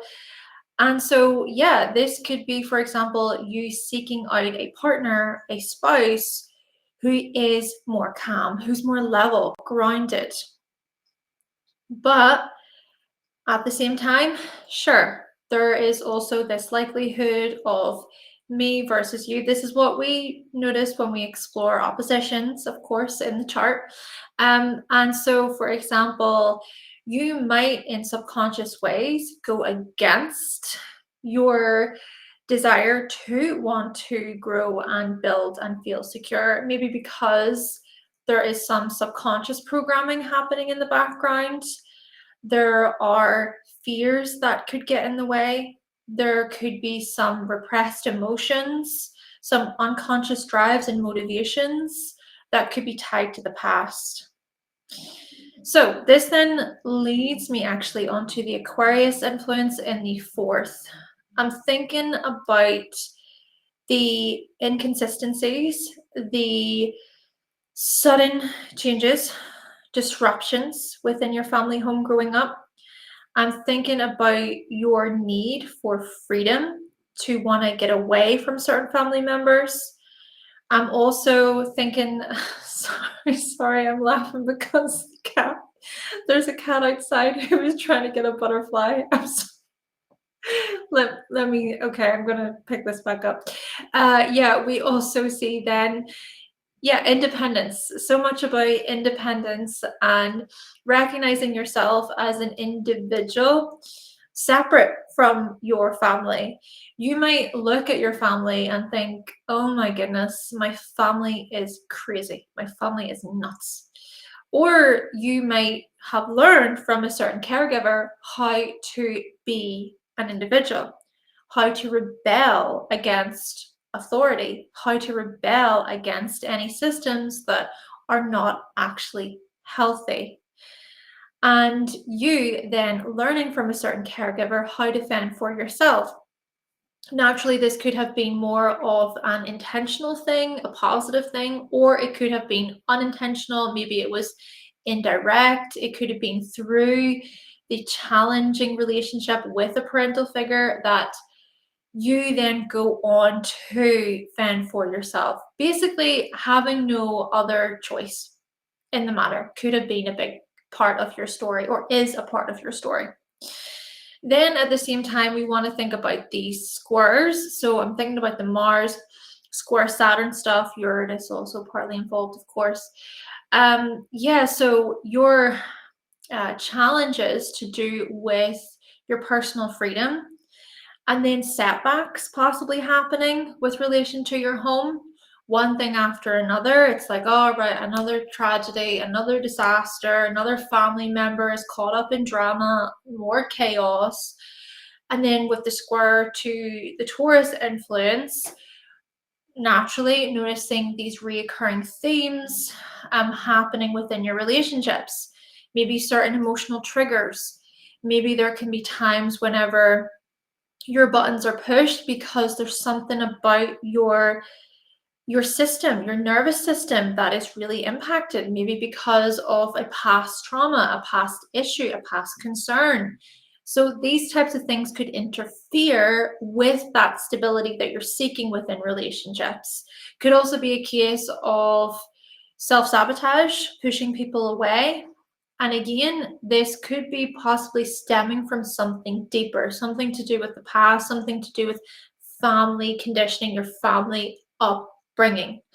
And then we come to this Leo stuff in the 10th, right? And so a big part of your trajectory, a big part of your life path is associated with your inner power, dignity, being proud of yourself, celebrating yourself. Yeah, making yourself proud and striving towards success, striving towards something of your own, not letting the past completely define you, seeing that yes, the past it's a part of your story, it is, but it doesn't have to completely define every single part of your life. So there's a fight, I think, within you. There's a fight to say, I will not go back there. I'm not going to go back to those old habits. I'm not going to go back to those old dynamics that were not healthy for me. I refuse to be limited to this particular thing or area or choice, past decision. And then it's fighting for your own right to survive, for your own right to live and to live well. I'm even thinking about the Taurus stuff to the Leo stuff. So coming to terms with security, luxury, resources, building something for yourself, building something for you and your significant other. Right? This is the type of combination that says, yes, life is hard, especially within those earlier years, your earlier upbringing, stuff like that. But you can go on to create a life for yourself that you want, provided that you do the work, provided that you overcome these particular challenges. You work with your subconscious rather than against it. Protecting yourself, being confident in yourself, right? Confidence is a big part of this. Expressing yourself, seeing that, okay, the past happened, but you don't have to live there forever. This is a big challenge. It is. But you're the type of people who I think who can rise to that occasion. You're the type of people who anytime that you do get set back, anytime that life knocks you down, you get right back up, because that speaks to your resilience. That speaks to your bravery. I'm even thinking about Leo square Scorpio, and it's that transcendence tied to confidence. It's that transcendence tied to resilience and bravery and courage. Doing this for a higher purpose is what I'm trying to say here. Thinking beyond yourself too. Thinking about, okay, well, what is your mission here? What is your purpose? What are you trying to create? How can you co-create with someone else if it is that you are in a relationship? But overall, I would say here that a big theme is to do yourself, to do even certain family members, if you have had certain bonds with family members, even family with the fourth house stuff, we could see a friendship with a parent, right? A certain friendship with a parent, but whatever it is, doing them proud as well. Thank you so much, Scorpio Risings. And now we're going to move on to Aquarius Risings. Aquarius Risings, let's talk about you. So with this Saturn, Uranus stuff happening in your first house, your personal identity is largely about standing by, staying true to your principles and your morals, and at the same time, challenging the status quo. So to be structured, to be responsible, but to also think outside of the box, to be able to follow certain traditions if you feel like, yes, you would like to follow those for a certain reason, with a certain purpose in mind, but then to equally consider a new way, to innovate, to change systems. This is about improving systems, creating betterment, and to follow your vision, because you can be such visionaries. And then also your ability to relate to others within a group, to share in your views, your opinions, and to also challenge other people's opinions, to have healthy debates and discussions, while simultaneously you being an individual, you knowing what you stand for as an individual, you choosing to lead yourself instead of being led by others, also being trendsetters, most likely unintentionally being trendsetters. But overall, this is about thinking for yourself. This is possibly the way that you grew up. This is what you know. Okay, then when we look to this Leo influence in the 7th house with your relationship identity, when in a relationship, when it comes to partnerships, you are someone who desires to be recognized and seen for your self-expression. So when you do express yourself, I see this as you valuing being listened to, heard, right? Your voice being taken into consideration. But then equally, we can also see you attracting certain partners, spouses, significant others who can certainly put on a show themselves, or who can really stand out, who might speak on your behalf, who can really express themselves in loud ways and charismatic ways. Maybe you're even partly attracted to people who are great storytellers, they're quite charismatic, but equally we see the friction, we see some type of tension if or when there is an imbalance here. Times whenever you might think to yourself, oh, that person is being a bit of a show off actually, or they are coming across as quite egotistic in this situation, and then you might step back and observe that and not want to be a part of that. But then equally, it's through your relationships that you're learning how to step into the spotlight yourself. It doesn't have to be either or, right? So you coming to terms with what your own personal views are, and then being confident in those views, seeing yourself then truly as this individual, even though, yeah, with Aquarius in the 1st, it is about individuality, but Leo in the 7th is about how you shine within that, how you really are recognized for your individual views. Maybe, for example, instead of letting everybody else take credit for something that you did or something you offer, it's being able to say, hey, actually, wait a second, yeah, I want my name on that. Or yeah, I want to be recognized for that. Could even just be that this is this is basically a result anyway of what you do, and you don't necessarily have to push to make that happen. It just sort of happens organically. Okay. Yeah, and then even I'm thinking about being a leader, leading within a team, or being seen as a leader, recognized as a leader. Now we come to this Taurus influence in the 4th house. So when we consider your emotional identity, this inner part of you at your core, you're someone who really values stability, calmness, relaxation. Anything that throws you off, anything that's too dramatic, too much, you may strongly step back and think, no, cannot be dealing with that drama. Don't want it near me. Maybe you're used to the drama, honestly. You're used to this pretty unhealthy way of people acting and behaving. And through that analysis, you come to learn what you do not want in your life. A big part of what you try to create in terms of your home and your own family is that of greater calmness and relaxation, greater ease.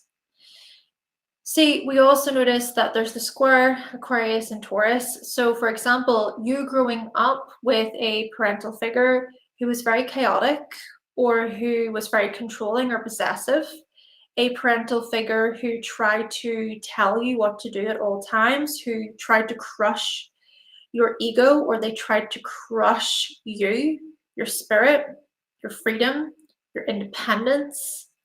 Or we could see here you growing up with a parental figure who found the security stuff to be difficult to keep up with. And so maybe in subconscious ways, you have learned that what you need is to create a life for yourself. And then also with Taurus square Leo, there's that part of it. We further see maybe some distancing between you and your father, you and a father figure. We also partly see here this challenge to do with relating, could be relating to your father or relating to maybe even a certain caregiver. So it doesn't just have to be your father here, but there could have been maybe some issues to do with attention or recognition, being seen by a certain parental figure, maybe not experiencing enough validation, enough appreciation, enough love from them. Depends on your personal situation. Of course, you want to think about your chart, see how this information resonates with you. And then also, we have to be mindful of how you can show up within your relationships too, because what we don't want to happen is you to be overly possessive yourself within relationships, or where you're never wrong, or where you never make a mistake and it's always about you, right? Those kinds of things could come in where you're sort of pointing the finger and saying, hey, this is all your fault. But then what if there's something about what you're doing that's a part of this, which could stem from something much deeper? We want to be mindful of excessive pride. We want to be mindful of too much validation as well, where you become needy for time, needy for attention, where it's all very self-focused, too much. Then this leads us on to Scorpio in the 10th, and what we see here, my word, your future self, your the person that you're striving to become, essentially, the person that you become known for, is someone who has learned so much about transformation, so much about endings, what it means to let something just end, to die, to be cut away with. Maybe also you become known for your losses in this life and your ability to make it through, the loss or losses, whether that be physical loss, with family or loved ones, or physical loss in terms of products or money or debt, right? Those types of things. But then also it's your ability to even show your psychological skills or your perceptive skills within the public eye. So to be known as that person who can dissect, who can investigate information, you can figure out what is hidden and bring what is hidden to light, and you can bring a lot of truth, even if the truth hurts. You're able to do that in a pretty objective or clear way. Now, with that being said, yes, there's also that square between Leo and Scorpio. So there could be some challenges to do with those power dynamics within relationships.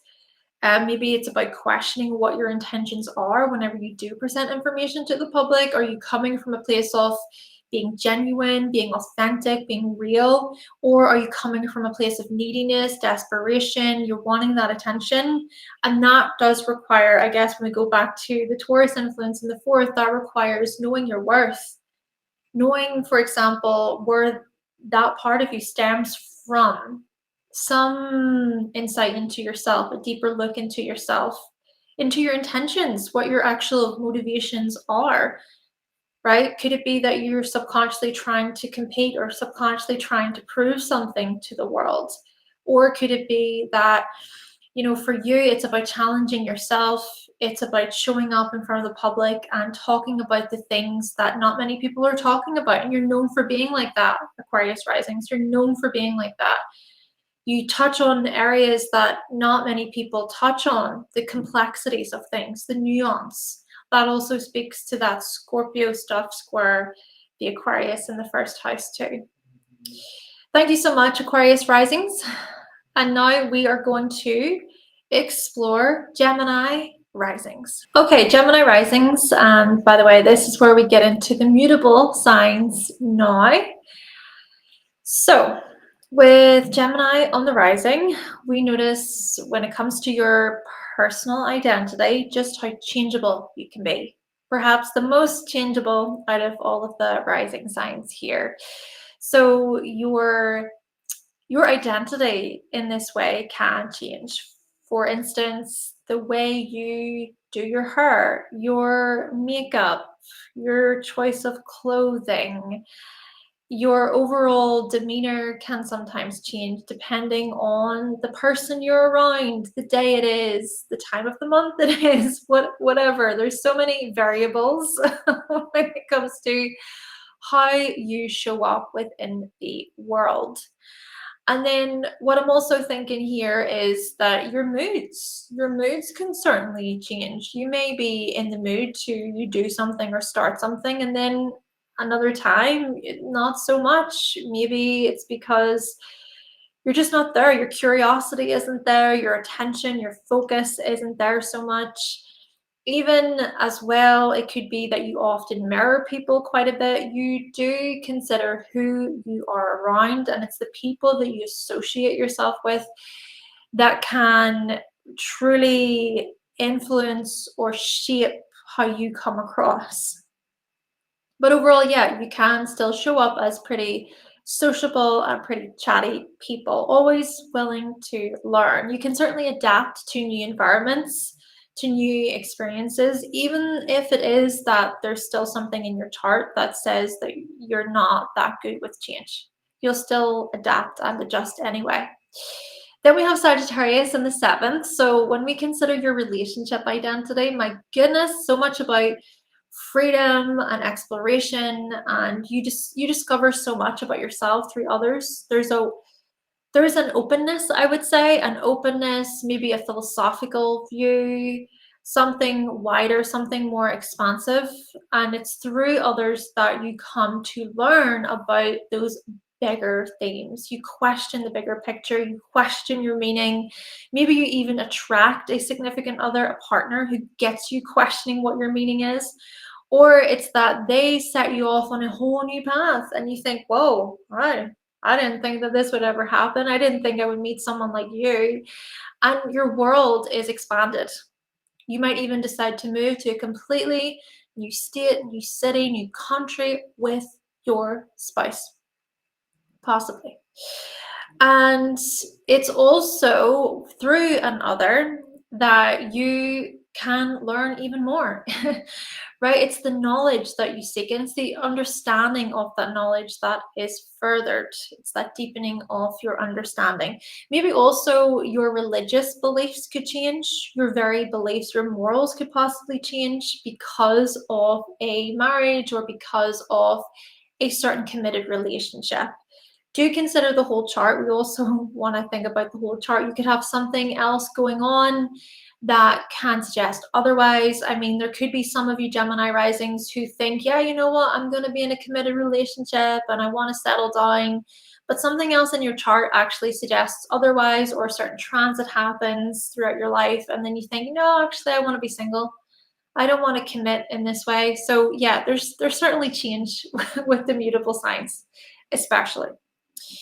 Okay, so Virgo. Virgo is in the fourth house. So at your core, when we consider your core self, the root of this, we notice things to do with you being quite meticulous, quite organized, quite efficient, and you being quite the warrior even. You can worry quite a lot. You can freak yourself out. You can go into a panic. You can go into this frenzy. Things need to be in their certain order within your home. But I'm also thinking that this could be something that came from your family. Yeah, your family. So maybe being raised in a family environment where in which a certain parental figure was very orderly, focused, and things had to be a particular way. If anything was out of order, they would have something to say about it, and you might have picked up on these themes. What I'm also going to say here is with the square between Gemini and Virgo, maybe whenever you visit your family home, you can feel that tension a little bit. You can feel a bit like, oh no, I really need to be careful of hygiene and cleanliness, anything being out of shape. You could feel those sort of critical eyes on you or those judgments on you. Or, you know what, at the same time, you still can see the benefits in this. You can see the positives of being able to keep yourself pretty organized when you need to, right? It's that it's what was passed on to you from a certain parental figure in this way. Still, I can't help but think that there can be times when you overthink, or it's this indecision that could be coming from a place of stress or from a place of not wanting to get something wrong or not wanting to be criticized and judged. That's another view that's coming to my mind. Plus, with Virgo square Sagittarius, this could be where the criticalness or the meticulous influence of Virgo could be impacting or influencing your relationship dynamics. So, for example, if it is that you decided to get into a relationship with someone of a different religious background, maybe your parents freaked out, you know, or this could also be an example of you wanting to move to a completely different country with your significant other, and then again your parents may be feeling a bit worried about you, or just wanting to make sure that you were safe, that you're okay. It doesn't have to be in a super heavy or critical way here, in a harsh way. This could have been coming from a place of concern too.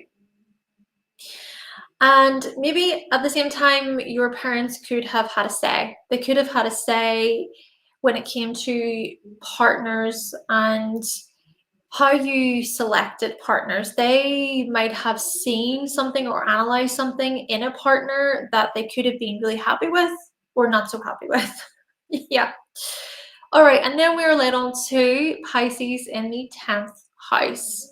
So, a big part of the person you're striving to become is someone who is more fluid, more just at ease with yourself, at peace with yourself.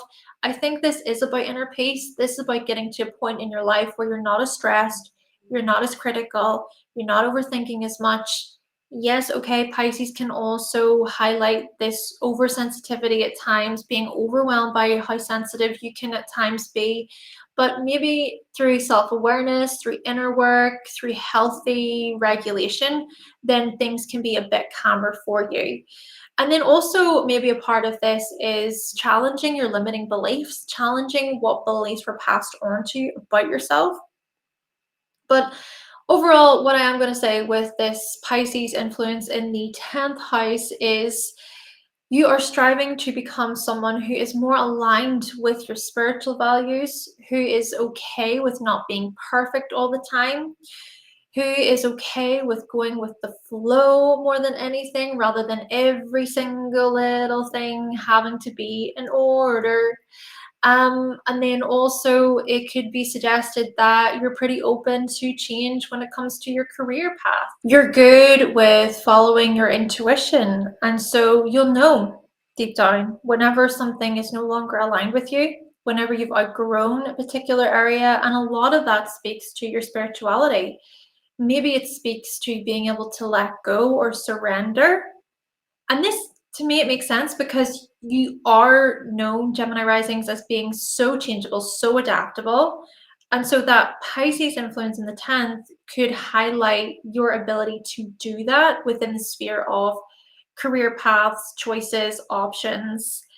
And this, in my view, is about aligning with more than the material, expanding past the material, moving beyond the material, and choosing wise decisions for, right? It's choosing something that's more wise for yourself rather than continuously trying to outbeat people, or feel like you have to get ahead, or feeling the pressure to do something that others are trying to put on you, but actually you don't feel that way at all. This is about higher calling, following a higher purpose with Pisces in the 10th. Then the other thing I'm going to say with the Jupiter, square Jupiter stuff with the 7th and the 10th, okay, we also notice then themes to do with maybe being overly idealistic.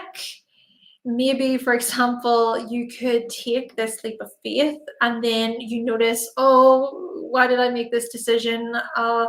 Should I have made that decision?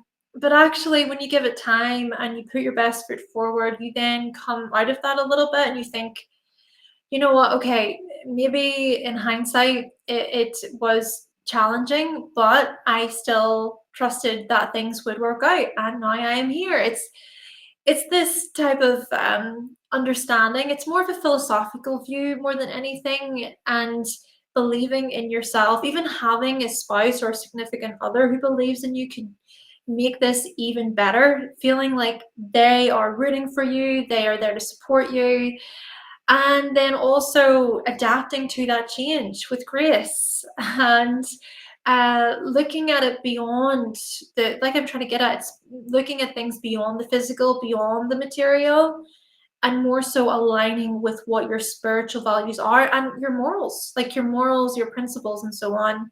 And that within itself also is tied into that Pisces square Gemini in the first house, because yeah, there are going to be times when logic and reason does have to come into it. It does both, right? Both logic and reason, and then also intuition and following that. But there can be those challenging influences too, the conflict that can happen between the two, where you start to worry, you start to doubt, or maybe you overlooked a certain detail, you didn't think things through necessarily.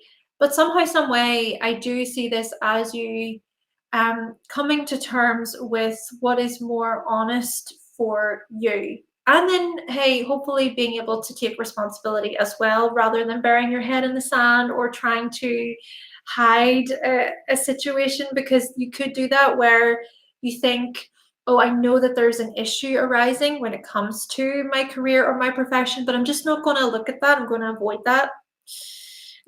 That could be where maybe you're called to be more responsible. Hey, Gemini Rising, Saturn's been transiting your 10th house over the past couple of years, and maybe then in this way you have learned a great deal about holding yourself accountable and facing the reality of a career matter instead of hiding from it. Thank you so much, Gemini Risings. And now we're going to talk about Virgo Risings. Okay, Virgo Risings, let's explore you with these angular houses.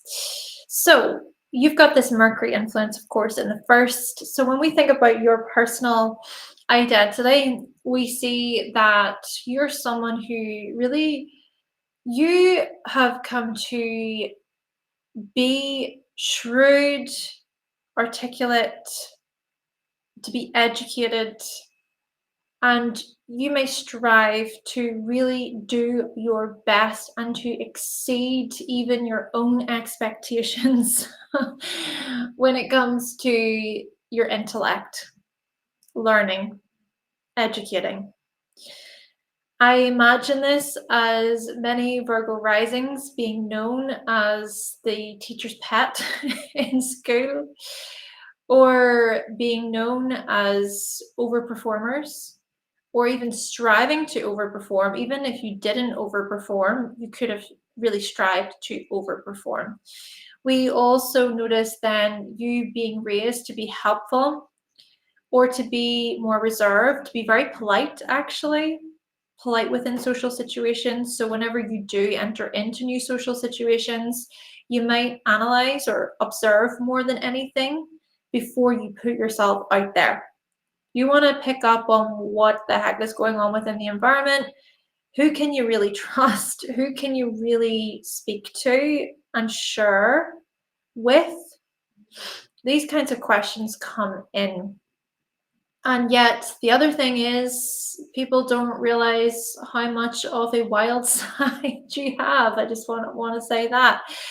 Yeah, so well-mannered. Well-mannered, you really do you put a lot of effort into your hygiene and into your appearance, having this clean look.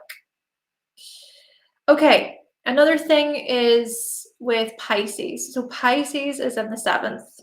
And what you learn through your relationships is that life is actually a lot more complicated, that life is messy, that relationships are messy, that not everything is a problem to be solved.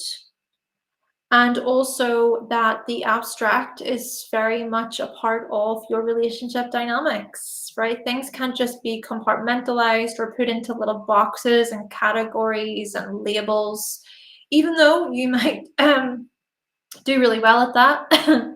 You might strive to do well when it comes to those types of areas. But Pisces in the seventh is here to teach you so much about the unknown, about letting go, about accepting what is, maybe not getting involved in certain dynamics that only leave you feeling more confused and more uncertain. Also, Pisces is here to teach you about how you might be overly idealistic within relationships, right? The whole rose-colored glasses stuff to do with Pisces. You also maybe losing yourself in others, losing your identity, losing who you are, sacrificing yourself for others. So this does require some effort. It's certainly a process. It's not something that can be sorted out and resolved overnight. And it's very emotional. There's a lot of emotional complexities present here. And we also see that it's through another that you learn so much about healthy sacrifice, healthy give and take, healthy surrender, compassion. You learn about compassion through relationships, maybe getting into a marriage, a committed relationship where there is compassion, there's emotional emotional support and love and kindness. But at the same time, you do experience this trance-like state, if you will, this hypnotic state, if you will, at times. You could very well find that before you get to those lessons of you seeing yourself and seeing the other separately. Before you get to those lessons, there can be the merging, getting caught up in other people's drama. Maybe Saturn has been teaching you a great deal about this stuff over the past few years, transiting your seventh house. Yeah. So very healing for you Virgos, Virgo risings. Okay, let's then think about Sagittarius in the fourth. So with Sagittarius in the fourth house, well, we notice you possibly being raised in a family in which you had to live up to a certain parental figure's morals, their code of ethics. Maybe you have learned a great deal about what your morals are through your family. And this, of course, could manifest as your family teaching you about your own moral compass and you living according to that. Or you learning via your family the kind of morals you don't want to have, you don't want to live by. And so you setting up your own moral compass, following that, following your own principles. Another thing then is, let's think about the square between the Jupiter Sagittarius stuff and the Mercury Virgo stuff. This is where we see the conflict, the friction with relation to the bigger picture and the details. This is where we see the inconsistencies maybe from certain family members, hypocrisy from family members. We see them possibly preaching one thing and then doing a completely different thing, doing another thing. We see also you possibly questioning your faith, questioning their faith, questioning their integrity or their moral views. Maybe even intellectual superiority could come into this, or dogma could come into this. And then you trying to analyze all of this, you're trying to figure out who is telling the truth. Where are the lines blurred? This stuff is very complicated. And then we also see with the Sagittarius making the square to Pisces, more of those very themes to do with the lines being blurred, not seeing things clearly. Maybe also certain parental figures trying to dictate to you who you can and cannot be in a relationship with, or possibly here you feeling alone, you feeling isolated, you feeling like you cannot speak to a certain parental figure because of their religious views, because of their strong views. Possibly this dogmatic way of showing up, this intellectual superiority is what I'm trying to get at here. and then the clashes in agreement. Now, at the same time, this could also speak to freedom, adventure, getting out of the family home, finding that you thrive more whenever you leave your family home, or feeling this desire to want to escape, this deep need to escape that type of life. Or it could also be where you do feel somewhat safe and secure when it comes to your family, but there's still travel involved. There's travel, you moving to a different country with your family or not with your family, moving abroad, right? And then also your very philosophical views and your beliefs being challenged through a significant other. And then because your views have been challenged, you bring that information back to family and they may refuse to listen. Yeah, interesting to notice these dynamics playing out. Of course, it does depend on your chart. We want to think about your chart always, your unique chart, what you've got going on.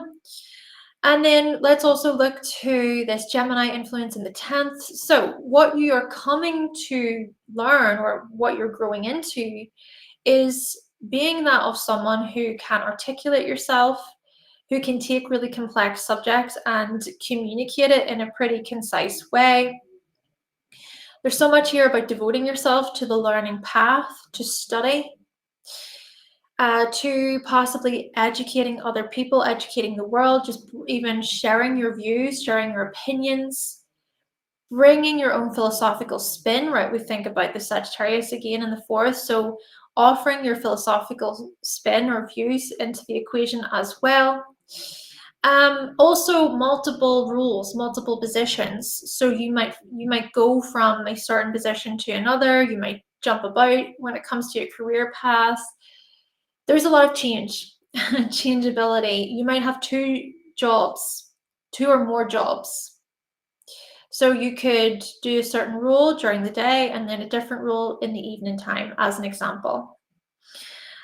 And what I'm also going to say here, because of the squares between Pisces and Gemini, maybe this is where we see possibly some challenges to do with how changeable you can be within a profession versus the consistencies or the inconsistencies with partners. That could be where inconsistencies play out, because it's like, well, how are we going to build for this? How are we going to save up for this? How are we going to afford this? How are we going to do this together?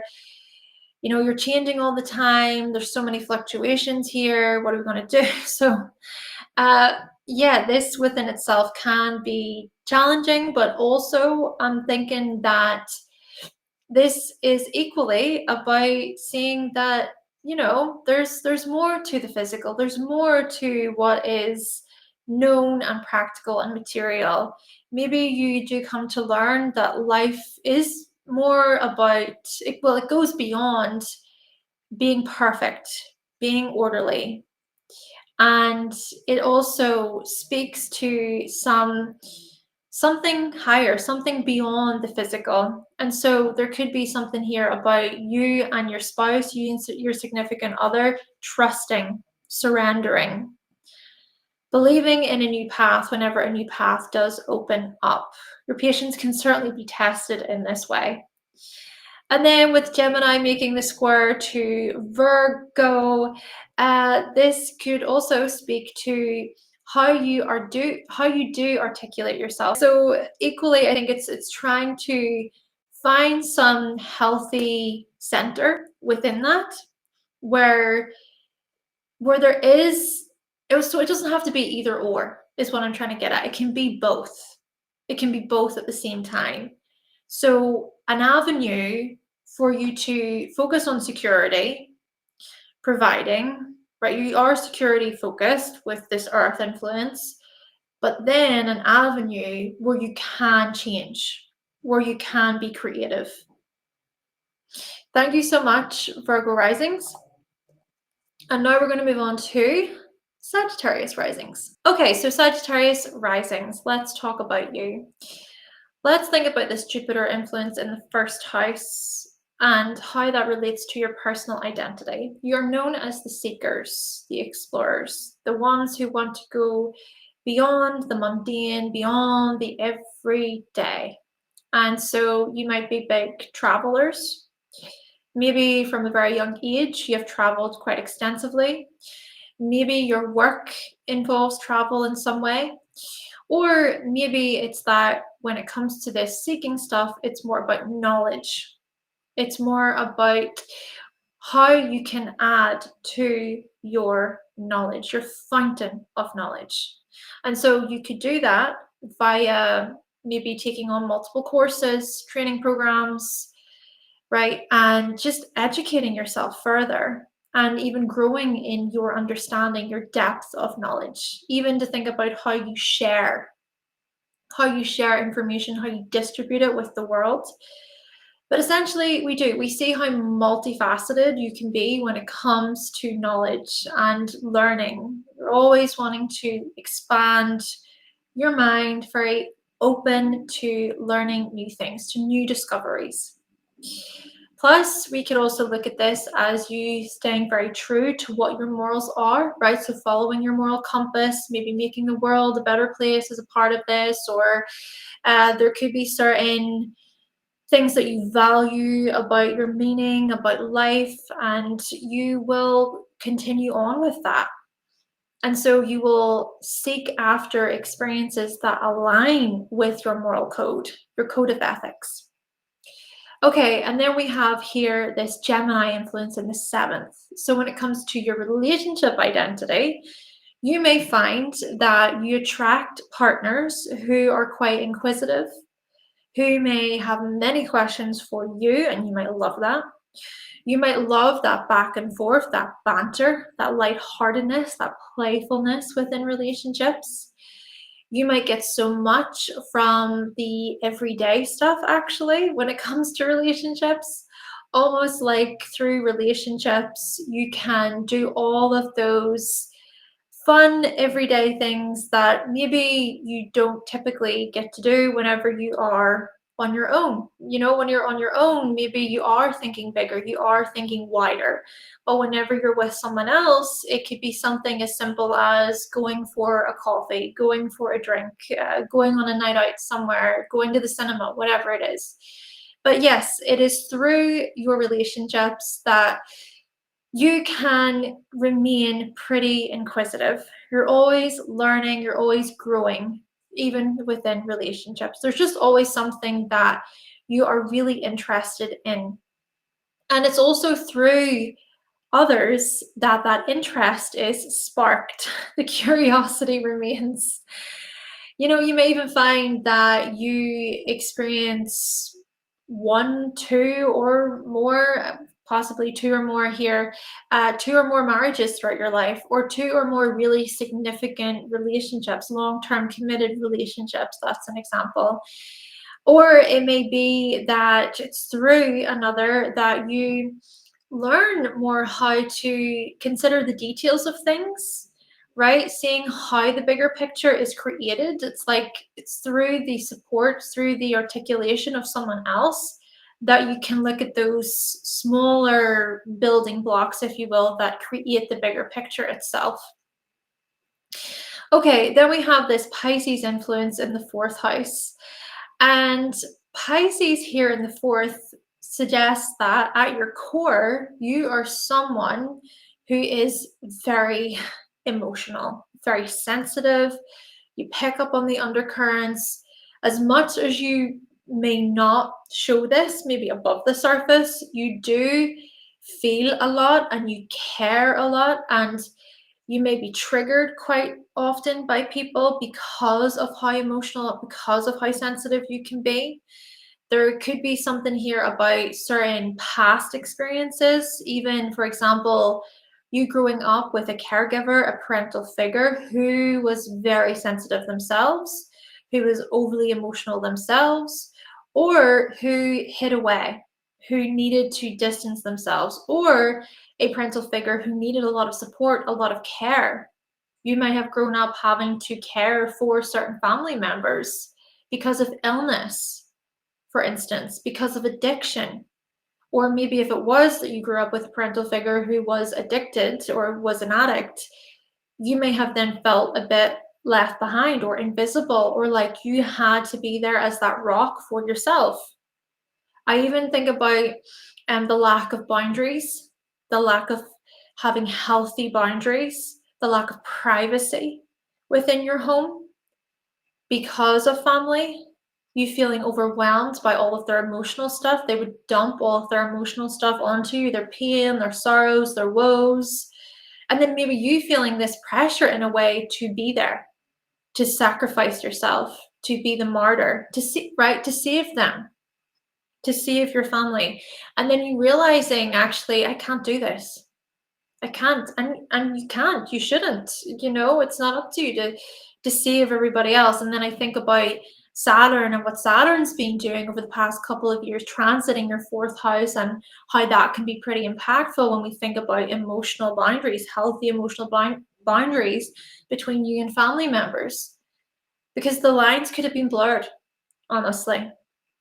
What was an expectation could have been pretty unhealthy. And then equally, we see then the dissolving, right? The dissolving of certain family relationships too. Plus merging, possibly you being raised to merge overly heavily with a parental figure or with certain family members. So this then leads us on to this Sagittarius square Pisces stuff, and how maybe this is about you learning a thing or two about how things can go overboard, how you might overcommit, how you might jump in to be that savior, questioning even what your core beliefs are. What is even a non-negotiable for you? Maybe even this requires some effective communication with your partner, with your spouse, about what to do. But then we can also see these themes of sacrifice or surrender showing up within your one-to-one relationships, where those themes could play out as you unintentionally, unconsciously trying to save your spouse, save your partner. And you could do that through communication. You could do that by trying to guide, trying to give advice, maybe where the advice actually isn't asked for, but there's something within you, there's a drive and impulse within you to want to fix that situation, to be that supportive figure. So these are the kinds of dynamics that could be going on. And then at the same time, of course, coming to terms with this stuff and maybe making healthy change. Healthy change. I'm even thinking about the North Node right now in Pisces, but we'll not get into that because I don't want to spend too much time on transits and things. Okay, let's then also think about Virgo. Okay, this is the Virgo stuff in the 10th. The person you're striving to become then is someone who can have this healthy regulation. This is about health, being health conscious. This is about regulating your nervous system, your emotions. Yes, this is also about being of service within a career, being of service to your humanity. This is about a role that could speak to maybe educating others in practical ways, supporting in practical ways. But remember here that Virgo is still a personal sign, and with it then being in this above the horizon area in the 10th, we still want to think about your body, the physical condition of your body, the state of your body. I even, for instance, imagine this, especially with the square between Virgo and Sagittarius. I imagine this as many of you Sagittarius risings devoting yourself to a higher calling, to a higher vision. And you could very well do that for a really long time. And then you can get to a certain stage in your life, a certain point in your life, where you have to take a massive step back because physically you can't do it anymore. Or it just seems like the best option at the time. And it might even require some honesty about overcommitment, about overextending yourself. about what your limitations are, realizing that you're not invincible, right? That's often a thing with Jupiter, right? Because Jupiter is about boundlessness, but as humans, we're not boundless. We do have limitations to us. So this within itself could offer you some practical lessons, practical wisdom, especially when it comes to connecting with your body, your senses, your wellness. So what I'm getting at here is a big part of your life path is about, yes, devoting yourself to a higher calling where you are of service, where you may very well make it your mission to support other people, and the type of roles you take on with that, the amount of responsibility that is required from that. But then equally coming to this point of, I have done all I can. I've done all I can. I accept that this is the next chapter. I accept that it's the next stage. Even let's explore a second this Gemini square Virgo, and that could speak to the inconsistencies when it comes to partnership versus career, because a part of you is wanting to have everything in order when it comes to your career, to have a plan, to be effective and efficient and everything else. But then with the Gemini stuff in the seventh, we could see this changeability, and we could also see the lack of communication, perhaps the lack of really connecting and having that social aspect within your relationships, maybe because of so much going on. So to me, what I'm getting from this is you can't be everything to everyone all the time. Sagittarius risings, you can be the types of people who say, I can do it all. I can do it all. But I think something coming in here is, at what cost? At what cost? I think for you, there's a lesson here in something has to give at some point, and then it's paying attention to that and being honest with yourself about that. And I do think you come to acknowledge that. I think that's where your wisdom comes into, right? You're known for being very wise. Thank you so much, Sagittarius Risings. And now we are going to lastly look to Pisces Risings. All right, Pisces Risings, let's talk about you. Whenever we consider this Jupiter and Neptune influence coming into the first house and how that speaks to your personal identity, well, you certainly can mirror other people, take on the emotions of others, take on the mannerisms perhaps of others. You might be easily influenced by other people, very impressionable people. And at the same time, we see your ability to be quite fluid and adaptable to your environment, and also your ability to draw from your compassion to help other people. You might be taken in by a sob story, by someone's sorrow, by someone's upset, and you may feel like it is your mission to help them. So we do see some form of compassion and empathy in many ways. However, and this is something I suppose I have touched on with the mutable signs in particular, but because Saturn has been transiting your first house over the past couple of years, I am thinking about healthy limitations being ushered in. Okay, healthy limitations where you know when, for example, the lines are blurred and things are too murky, too mysterious, and you get swept up in other people's dramas, other people's chaos. So there is that. Yes, healthy boundaries between you and other people. Even healthy boundaries for yourself. Healthy discipline for yourself as a way to make it through the world, to attend to the everyday, because that can be a thing for you. There can be times when it feels like, well, what is time? What is time? I lost track of time.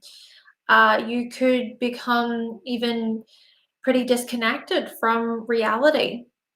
especially whenever you are triggered in such a way.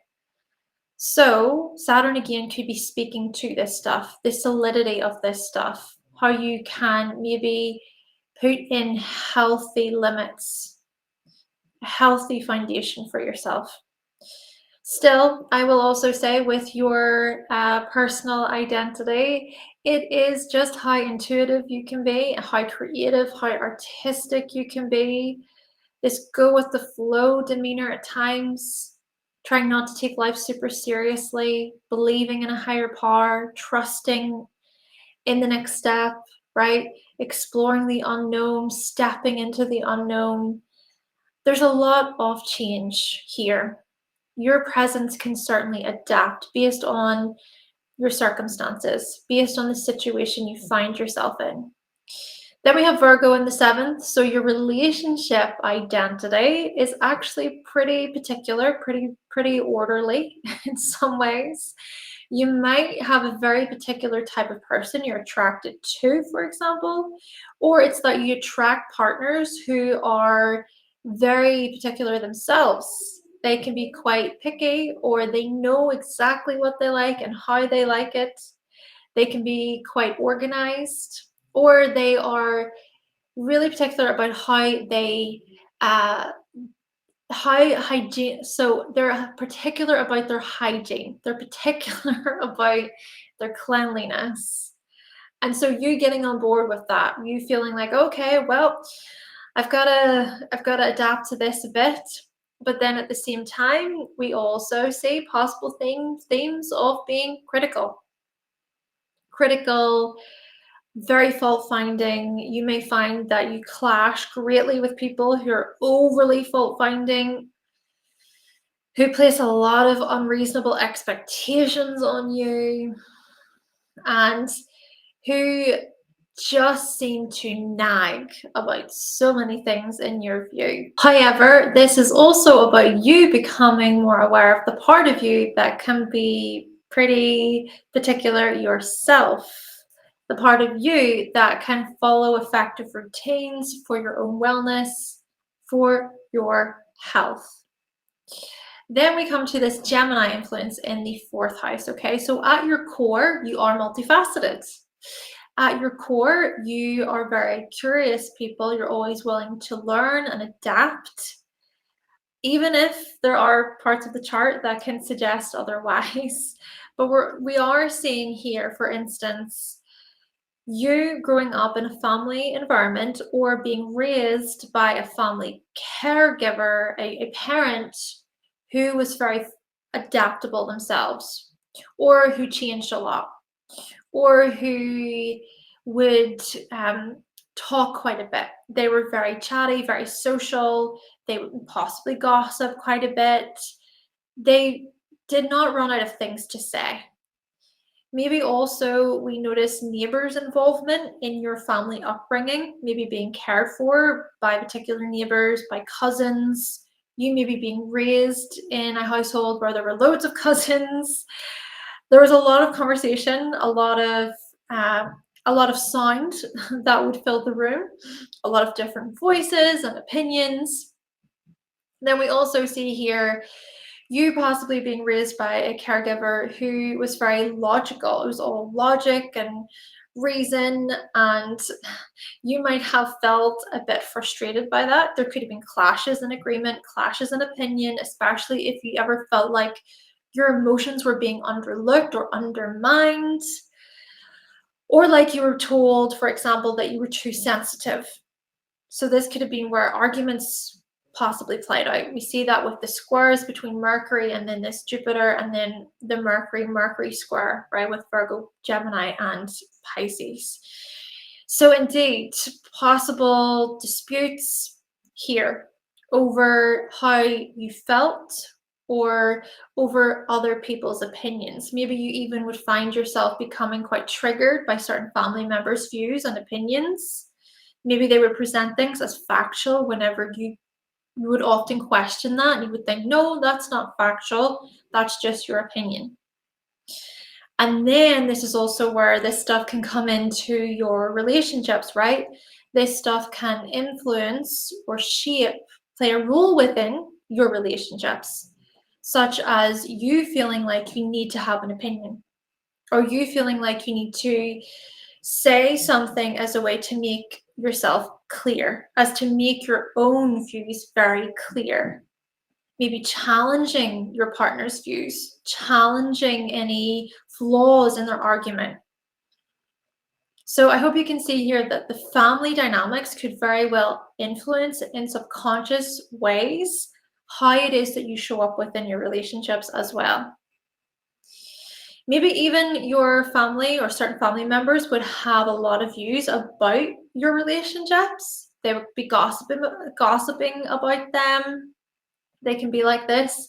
Or, you know what, on a more positive way to think about this could be about you growing up with family and being in relationships where there was a lot of communication, or there is, right? There is a lot of communication. There is a lot of dialogue that goes on between maybe your spouse's family and your family, and there's all these get-togethers and big meetups and things like that could happen. That is another possibility, another way to look at this. And then also, let's think about Sagittarius. So Sagittarius is in the 10th house, and this is so much about the person you're striving to become, someone who is quite optimistic, quite positive, someone who believes in yourself, believing in your mission, being very focused in on your career goals, your aspirations, the things you want to pursue. Experiences is massive here. You wanting to experience life and try new things, to push yourself, to go beyond what is familiar, to go beyond what is comfortable, and feeling this higher calling to maybe jump into a new long-term project, or to go after a new accomplishment or a different achievement. And yeah, this is striving energy. It's this larger than life influence. Naturally, because we also see here this square between Jupiter and Virgo. Maybe there are certain criticisms or judgments that come into this from your spouse, from your significant other. But equally, this doesn't have to be in a unhelpful way. Of course, it can be in unhelpful ways, right? But it can also be in helpful ways, and you might not see that. There can be times whenever you think, why would you take this away from me? Why would you dampen this? Why would you say that? And now I'm questioning this. But actually, maybe your spouse has an important point to make. Or it could also equally be that their points are not constructive. So it's that thing of, is it constructive, or is it just an outright criticism? And you think, well, why would you say that, right? So there could be all these types of questions that come in. Philosophical questions could also come into this. Asking yourself, what is the meaning of the relationship? Where is this relationship going? And then also with the square between Jupiter and Jupiter, right? So Pisces and Sagittarius, maybe there is a part of this that speaks to trying to quiet your mind a little bit.